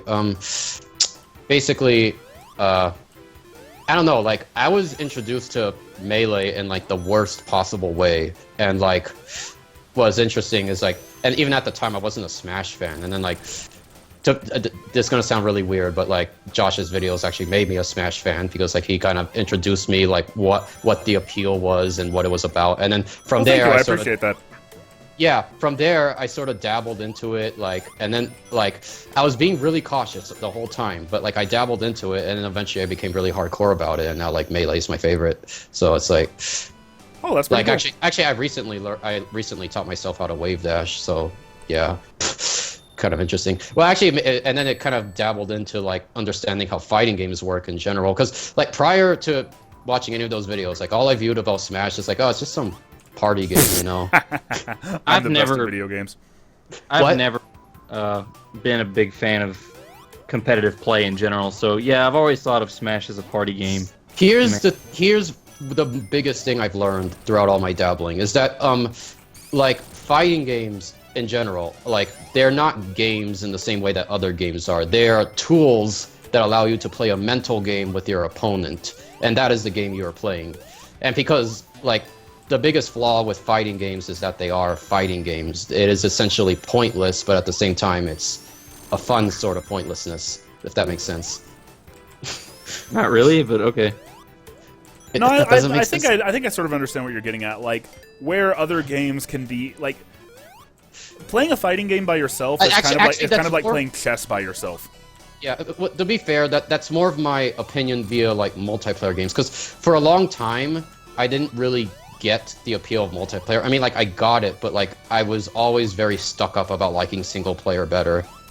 And it wasn't until like I got into Smash that I've sort of become more acceptant of multiplayer stuff.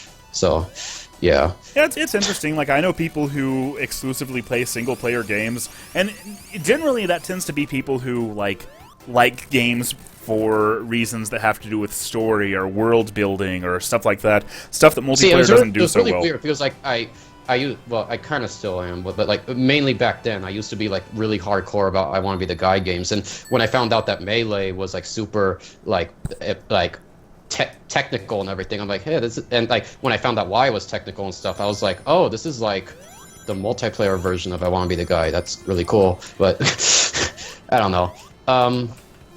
Whereas I also know people who like only play single player games, or rather only play multiplayer games because it's just not fun to them without like real human competition. for me, like for a really long time, like I never understood that. Like, why would you just play multiplayer? Doesn't that get boring playing the same match over and over and over and over?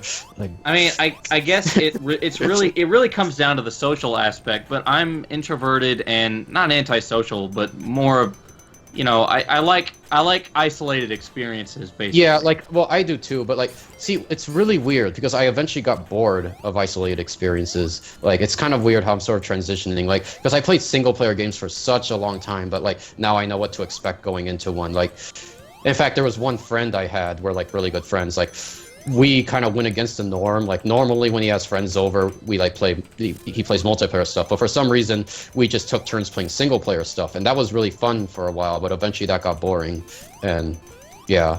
So I hope And, I can and, still and by remember how to boring, fight I the mean by a bosses, couple by the way. years. Like, it took Oh, a God. couple years for it to get boring, but yeah. That's okay. I just died in almost the same place Kalen did in the Geek Critique Classic episode, Sonic UMZ. So I'll say that one's for Kalen. Wherever you are, man.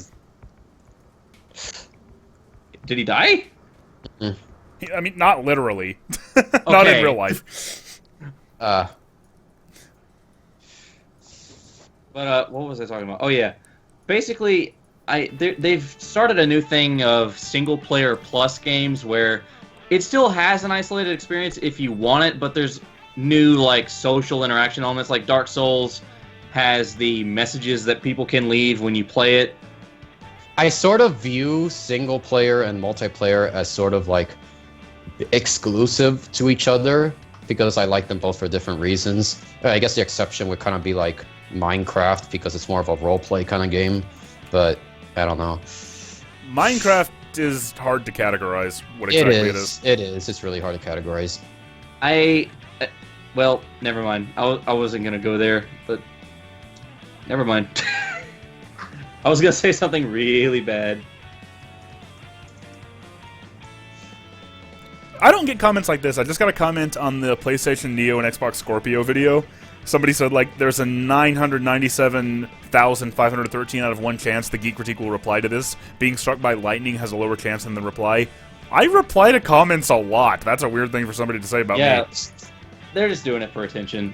Pretty much, yeah. But I wish I got comments like that. which is specifically why I'm not going to reply to that guy. My channel is complete, like, at its current point, really crap, but currently I have one person who's fanboying over me like crazy, like, I really, really like your voice, and it's just like, It's a pretty good feeling, though. like, make more videos, I like your voice. It's like, like...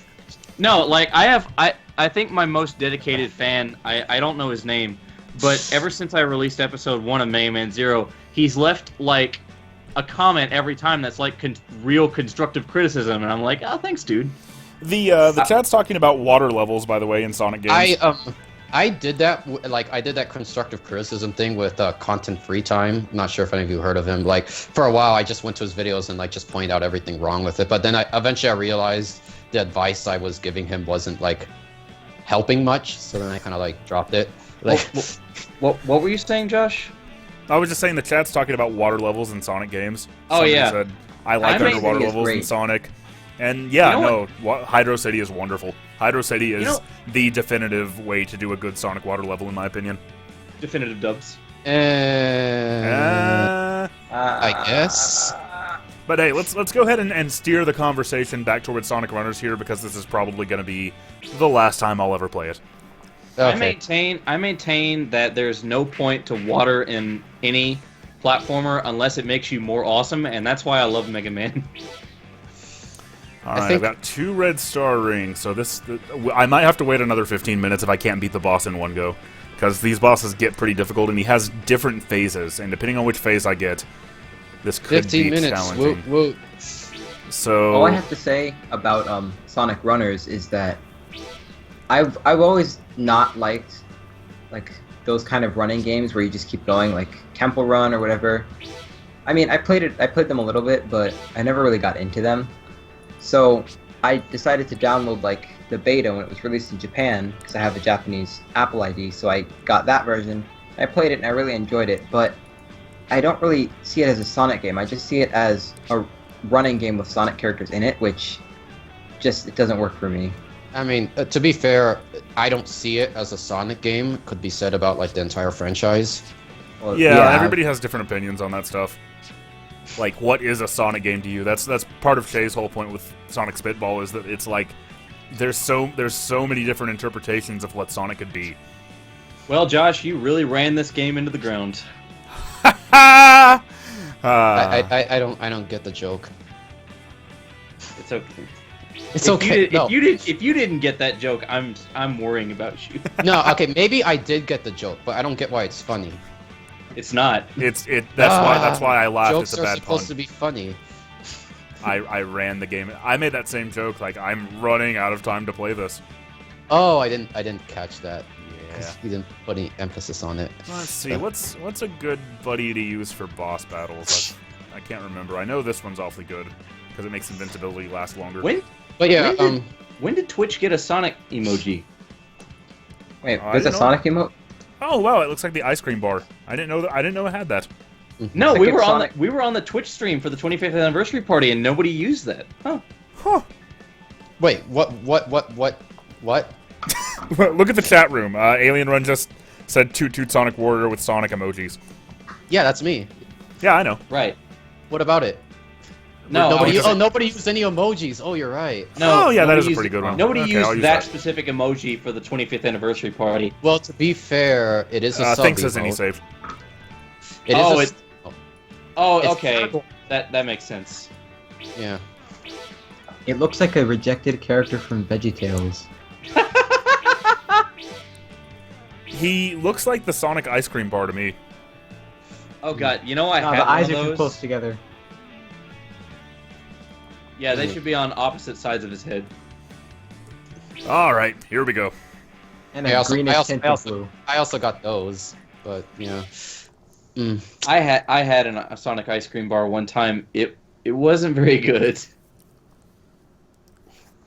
He took out the Amy emote though. That kind of is a bit pissy. I like that one. I haven't played a boss battle in a long time in this game. It's been emotional, but it ends here.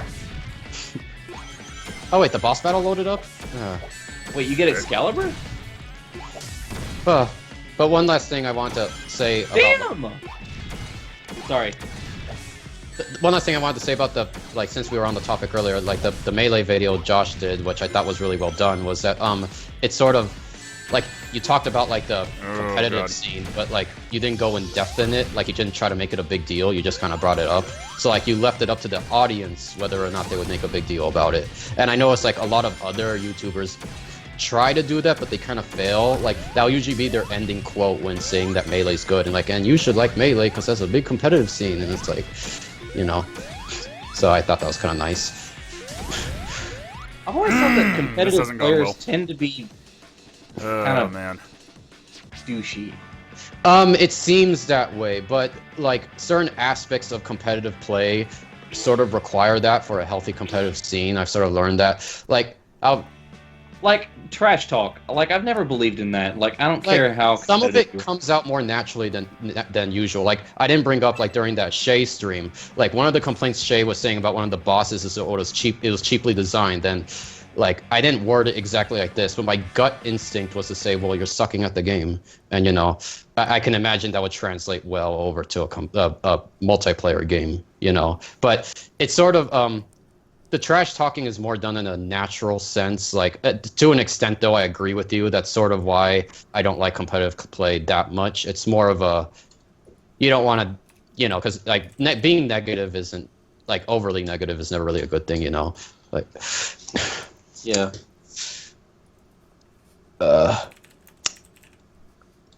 As far as trash talk goes, I think it can be done in like a good-natured, like kind of fun way. I I think. mean, there's a lot of things you have to take into account. Like, I mean, yeah, you can always trash talk your friends, but they're your But, friends. like especially when it comes to like high level competitive play, like people are traveling across the world to play each other. When like, you're genuinely like doing it and like there's like unsporting conduct, like nah, I don't like it at all. oh yeah. Dark Lord Taco says the fighting game community is full of capo, which is why it seems kind of jerky. And while I wait for this to reload again, I'm just gonna play some Sonic Dash, the other Sonic Runner game. Ah, yes. The not as good one, but still okay. But game. far more popular. It has Korasuku Soniku. Isn't it? Oh wait, Runners is free too, right? Yeah, Right now. Runners and Dash are I both think free. this one is more popular because it's in 3D. I think like, so that's too. the- Yeah. We already discussed this. No, we didn't. I don't think you were here for that. Oh. But Okay. you I know, I was wasn't- talking about some of the reasons that Oh, okay, I wasn't here. Yeah, that's when like. Well, I mean, when I came back oh god, onto the I'm gonna have to stream- play this with the mouse. This is gonna be great. 94. That run cycle though. Why 94? The frick.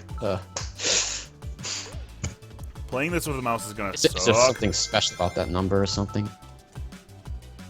Wait, can't you just use the arrow keys? No, Oh. I thought I might be able to, but it doesn't work. Get the PC port. Yeah, I There's a could do PC that. port of Sonic Dash? Yeah, it's Yeah. on the Windows 10 store. Huh. And you can play with the arrow keys, and it's so much easier. You I'm never sure it feel is. like it's like there's I so mean, many I times. imagine it feels better to use your No. finger, though. Like okay, well, not really. Like it gets old really quickly, and your pad gets dirty. Like the thing with using your fingers that like at first it feels good, and at first it's like, oh, it's really responsive. But then when we get to the really high levels where you have to do like super quick like adjustments, like it becomes like really really hard, or in some cases I swear impossible. So with keyboard, Well, I think that's inherent to the game. I think at some point, like, it starts throwing up things that you're almost certainly not going to be able to get through. What's weird is it just me, or does the Seaside Hill have the most cheap level design over all the zones you go in through this game? I haven't played it enough to really notice. Except I've been playing it a lot for the past couple of days because I've been trying to unlock Classic Sonic.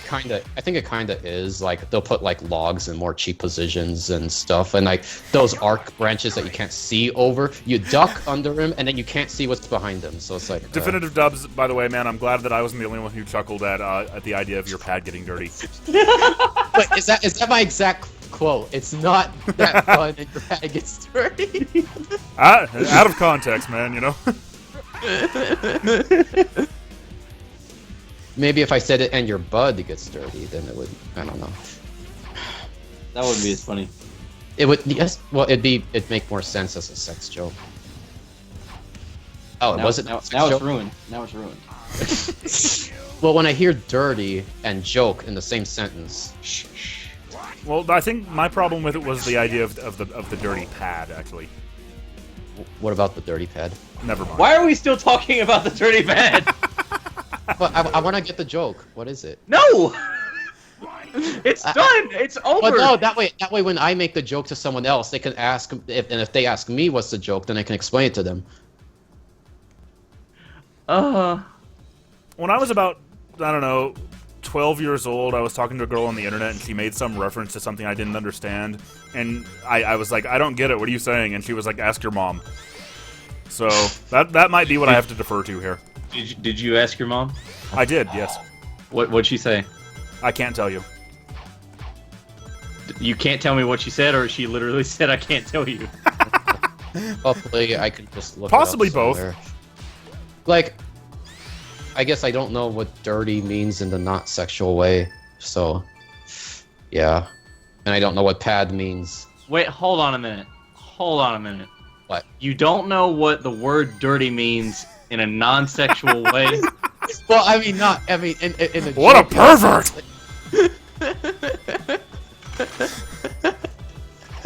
I mean, like if it's well, I mean, I know like the literal term, but you know, not the Oh, not man. literal This term. is, this stream's been going on a while, huh?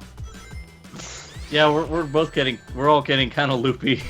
No, it just got good. Like, come on. Oh, this is cool. Like- This is kind of neat. I mean, I would love to play more Sonic while we make awful jokes. Yeah, and I refrain from the obvious sex joke because it's obvious, and it's a sex joke. Well, the dirty pads joke was somewhat related to sex. At least. That's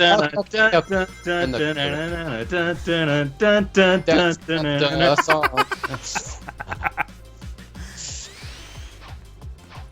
I see a lot like when DSS plays this game as a streamer, like basically he turns off the music and puts his own music, and I don't blame him because this song does get annoying after a while. Like, I can't even really hear the music myself. I was just doing it. I was just doing it to. I figured. yeah, I but... know. Just to get a lull out of us. Ow. Oh, so it was a dirty joke. Oh, you guys, I win the in weebs. Again, I have to ask, why are we still talking about this? This is still going. This is still the topic. I'm literally have my face in my palms right now. I don't know. Like with me, like I often really refrain from bringing up sex-related stuff. But Dark once Lord we get on, it's hard to get off. At least for Dark me. Lord. Hard to get off. Dirty, adjective, covered or marked with an unclean substance. Unclean substance. I agree with Dark Lord Taco. I will attempt to change the subject because it's getting a bit old now. Oh, really? You'll attempt to change the subject. Okay. Well, to be fair, I've been changing the subject more throughout the entire stream. All right, Oh, go ahead. I almost got Amy. Well, okay, half the time. There, not all the time, half the time. Go ahead and change the subject. I'm thinking of something. Sonic is a game for Sonic is a game for kids. So kids, as in, I was about to make another sex Silly joke. rabbit. Personally, I Sonic is hope a game- that my favorite version of Sonic, Andronic, makes it into Project 2017. Sonic is a game where you can literally actually look at Amy's panties. So whatever, dude. Speaking of which, I remember when I unlocked Amy, I would like look at the panties all the time. But No. This is okay. not the way to. This is not the way to take this conversation. fine. Okay. I'll legitimately try it. I will not talk until I get my mind out of the. You know what? Here's another topic. Pretty quick, but just had a question. Have any of you ever played the Disney Pixar Cars games? Any of them? No. Why? I know that's a really weird question. It's only because, like, that was kind of the movie I grew up with, so I have a strong emotional attachment to it. And I really only had a Wii growing up, so I had Cars, the video game, for the Wii. And looking at it now, it's kind of an okay game. I mean, it's basically a generic racing game, but it also has like an open world section, so you can just drive around and cause mayhem or whatever. So I thought it was really fun. I just Sam, I you know. don't think I was the one. I don't think I asked you this earlier, but how old are you? I'm just gonna say I'm in high school. Okay, that works. Because I was trying to figure out, man, you grew up with the Cars movies. Dude, it's the internet. You can give away your age. My God, we're reaching. Oh, cringe yeah, you're levels right. that shouldn't even be possible. Wait, what? I said we're reaching cringe levels that shouldn't even be possible. What cringe? I don't Nothing. get... Just explain it, you freaking. No. All right. I got a new revive token. We can go back to Sonic Runners and stop talking about whatever it is we're talking about. Okay, that sounds like a plan. Hopefully, I'll beat him this time. But yeah, I grew up with a lot of early 2000s things. Like I had a Game Boy Advance, and the Wii. I grew up with. It's weird. Like I was born in 1995, and it was really weird that I grew up with. Like at first, like I just had like 8-bit games, and then later I got Sonic. So obviously that was mind blowing at the time. And then I got a PlayStation and my first 3D game, and then I like legitimately forgot about Sonic for a couple years because 3D is all the rage apparently. Well, to be fair, in Damn. that generation, yeah, that's like 2D games were extremely rare in the PlayStation and 64. I don't know, like years. it's I find it so weird that like at the time like 3D was such a big deal, and now I look back at it and think that's kind of weird. Like Yeah, like back, I was like, it's like Josh said earlier. I was the target demographic for Shadow the Hedgehog and Sonic 06, which was 12 and 13. And people asked me, "Wow, what was it like?" And it was hell on earth, man. I don't know how we made it. For me, like, I was a target demographic when I saw the Shadow and 06 commercials, but the Shadow commercial, it put me off, and Boom! like, Got him! It was because, like I played Jack 2, and, you know, that game's kind of darkish and a lot. Well, So I mean, I was used to the idea of taking a franchise and making it darker, because at first I wasn't up for Jak 2. But like the thing was that Shadow, I could tell like, this isn't like the older games. It's like and especially because I wasn't really a fan of Shadow at the time. To me, he just seemed like Sonic, but not as cool. I mean, I thought Jak 2 was really cool at the time, and it wasn't just because of the dark. Well, I thing. still like Jak 2. It was more still a good game. because it was more because the gaming industry was moving away from collectathon platformers and more towards GTA clones. So that was the big hot thing at the time when Jak 2 came out. So that's the reason I loved it, was that it was like a kid-friendly version of GTA. What? We're done. I beat the game. Again. No, I gave it my all, and still I am defeated. Fine, you leave me no alternative. I don't think we can. I don't think we can wait for you the whole time. But I'll. Huh? What do you mean? What are you planning, Eggman? That's actually a good Sonic voice. You should audition. I don't see any more. Yeah, no, see, it's not gonna work forever because the stream's gonna have to wait to catch up. Hold on, I have to wait for the dialogue to catch up. Okay, so we have Josh as Sonic, and then me as Vector. Any other? Say goodbye to your thoughts, rodent, and hello to a life of mindless subservience. I could try to be Silver, maybe. You can be the brainwashing laser when that comes up. It says Shudder, Groan, Judder. Silver is like not hard to voice, but we need a Tails. So, somebody be Tails. Your line is, he's firing the brainwashing laser. He's firing the brainwashing laser! He's firing the brainwash laser! Watch out, Tails! You're gonna crash! Ah! Ah! No! Step away from that trigger! Oh no. Eggman's line is, I think "Wahahaha, it's too late." Around here. It's too late, Sonic! The trigger has been pulled. The trigger has been pulled! I'm triggered! Anyway. The wheels are in motion! This world will soon be mine! This is so stupid. Sonic, okay. Yeah! There's spit all over my microphone. Good thing I'm using a headset then. Why I have my pop filter on. We need Tails yelling the word Sonic. Sonic! Nice. Oh, we need a Knuckles. Who wants to be Knuckles? Oh no. Excellent. Your line is, "You're dead meat, Eggman." You're dead meat, Eggman. Anyone who messes with Sonic messes with me. Anyone who messes with Sonic messes with me. That's my Michael McGarren impression. No, that's like Sonic Adventure 2 Dude, Knuckles. I think these voices are perfect. We should replace Sonic Team's voice actors. Yeah. No, see, I'm the new voice director, and Josh is gonna be Tails. Who am I gonna be? One of the Chaos Emeralds glows white. You're gonna be Black Doom. One of the Chaos Emeralds glows yellow. One of the Chaos Emeralds glows green. I think we know where we're going with this now. Not that good with deep voices, but Purple, One of the red. Chaos Emeralds glows white. One glows red. One glows purple. One glows turquoise. Sounds like a One prophecy. glows green. And one glows pink. I like it, I like it. Tails, you've got a line here, I think. And one glows blood eyes red. And then they all turn black. Oh, my line. The Chaos Emeralds absorbing the energy thingy. Yeah. Was I supposed to say that earlier? Oh, yeah. Of course, the Chaos Emeralds must be absorbing the energy from the brainwashing laser! Tails, what am I gonna do with you? Eggman saying, what? What? Nice. Uh-oh, there's a mystery character saying, Sonic? I wonder who it is. It's Vector.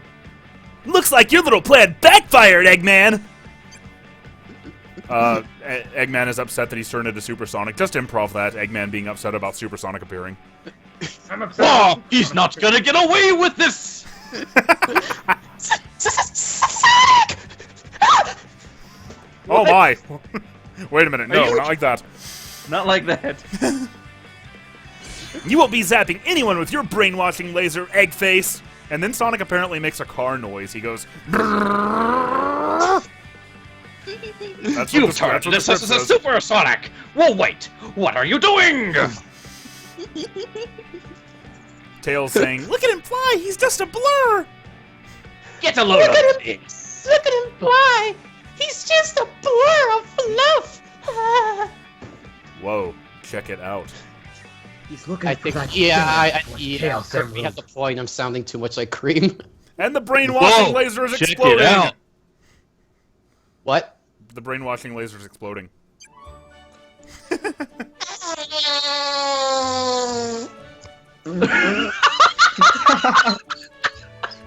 This is so perfect. I'm waiting on an Eggman line because I think this is going to be a good My one. laser! My beautiful laser! My dreams of global conquest ruined! And that, as they say, is the end of that. Do they say that? No, not really. You can tell Sonic Team wrote this game. You really can't you? Oh my gosh. The emeralds say, shoo. They're floating away! Yeah, someone will say chickity chickity. So the emeralds, as usual, are just disappearing. Chaos Emeralds! Don't worry, Tails. They'll be there for us the next time the world is in danger. I'm sure of it. And of course, Eggman has completely disappeared again. You're skipping my lines. Sorry. I'll wait on the Knuckles line. This isn't the end! Wait, where did Eggman go? Man, if there's one thing he never fails at, it's making a quick getaway. That Knuckles is very nicely. Build an amusement park!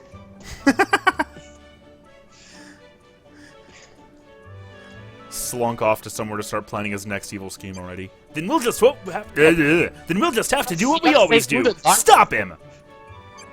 Probably slunk off somewhere to start planning his next evil scheme already. Knuckles says the adventures never end, but no, they're ending in 2 days. The adventures never end, but The adventures ended in 2001. Unless you're in Japan, in which case it was 2008. Oh guys, what if they made a Sonic Adventure 3? Wouldn't that be guys, Sam OS Komodo in the chat. guys, what if they made a game and called it Sonic the Hedgehog? How original.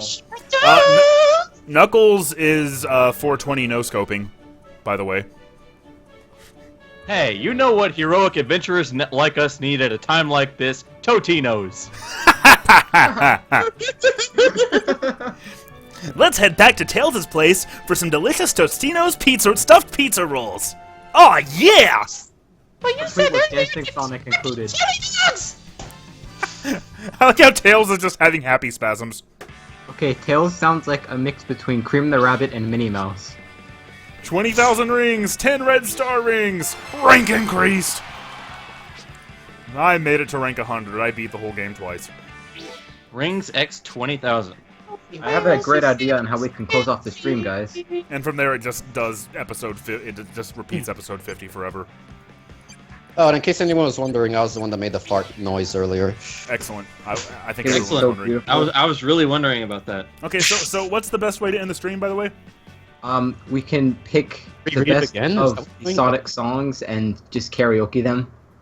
That How about no? sounds like it couldn't possibly fail. So Yeah.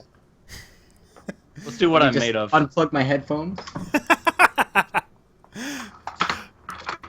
nah, we'll do Sonic karaoke some other time and probably put it Yeah. behind a paywall like I did last year. Yeah, and this was actually a nice stream for once on my end. No, I've really enjoyed having all you guys. It's been a lot of fun. Bright Spark Hey. says just shut it down without any Hey. warning. No, this isn't the Sonic 25th anniversary stream. Hey, I'm Definitive Dubs, and I know exactly how to close this out. Oh no, no, not that cool. Here we go. So they're finally here, performing for you. If you know the words, you can join in too. Put your hands together if you want to clap as we take you through this monkey rap. Up, You know DJ. the word, then you need Donkey to Kong. yourself. He's the leader of the bunch. You know him well. He's finally back to kick some tail. He's choking a gun. With And fire a coconut and squirt. gun. If he shoots ya, he's gonna hurt. He's bigger faster, Faster and stronger and stronger too. too. He's the He's first the first member member of of the DK crew. crew. DK. Donkey Kong. DK. Donkey Kong is here. Dick King. DK. DK. Do you only know the first verse? Tick. What? Oh.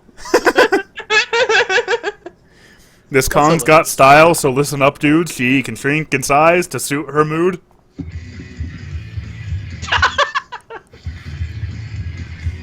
Sing along if you know the words.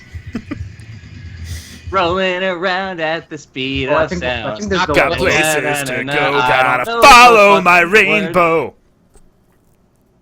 I thought there's a guide for Sonic Dash, by the way. Who needs that? Okay, just swipe around the screen. Okay, anyway, sorry. It's been a lot of fun. We'll do it again, maybe next weekend, maybe down the line. But before too much longer, more Sonic games. It's gonna be a regular thing. Or Sonic games. Do you have any idea of what your next game will be? Sonic 1. The next game will definitely be Sonic 1. That's gonna last like 30 minutes. Well, you played Sonic earlier today. Just a little bit, though. But yeah, no.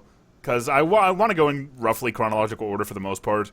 But because Runners is going away soon, I had to play it first. Try to beat the first zone with only holding right and jump. I don't know. I'll give it a He try, could. sure. Okay. Well, yeah, that was nice. Anyway, no, the real way to end a stream is to do the Geek Critique catchphrase, which I don't do anymore because I don't talk in the end cards anymore. But You keep geeking, Yeah. I'll keep critiquing. yeah, okay, you guys did it for me. I don't have to do it. Whatever. You keep wubbing, I'll keep dubbing. You keep S Jenks, I'll keep dang it. You keep have to work on that running, one. and I'll keep aliening. You'll keep running, and I'll keep alienating. I like that better. Yeah. Yeah. All right. Until next time. Yeah! You keep geeking, and I'll keep critiquing. Sounds like a Michael Bay trailer. If you're someday... Sorry, no. I was going for a wrestling vibe there. Anyway, been a lot of fun. Thanks for joining me. See you guys later. Granddad! But it's just a Frank, critique. man. A geek Don't end it critique. like that. I wanted to end it like that. I'm sorry. It's Oh, over! fuck it. It really is over, though. I'm finding it. There it is. All right. Thanks everybody for coming.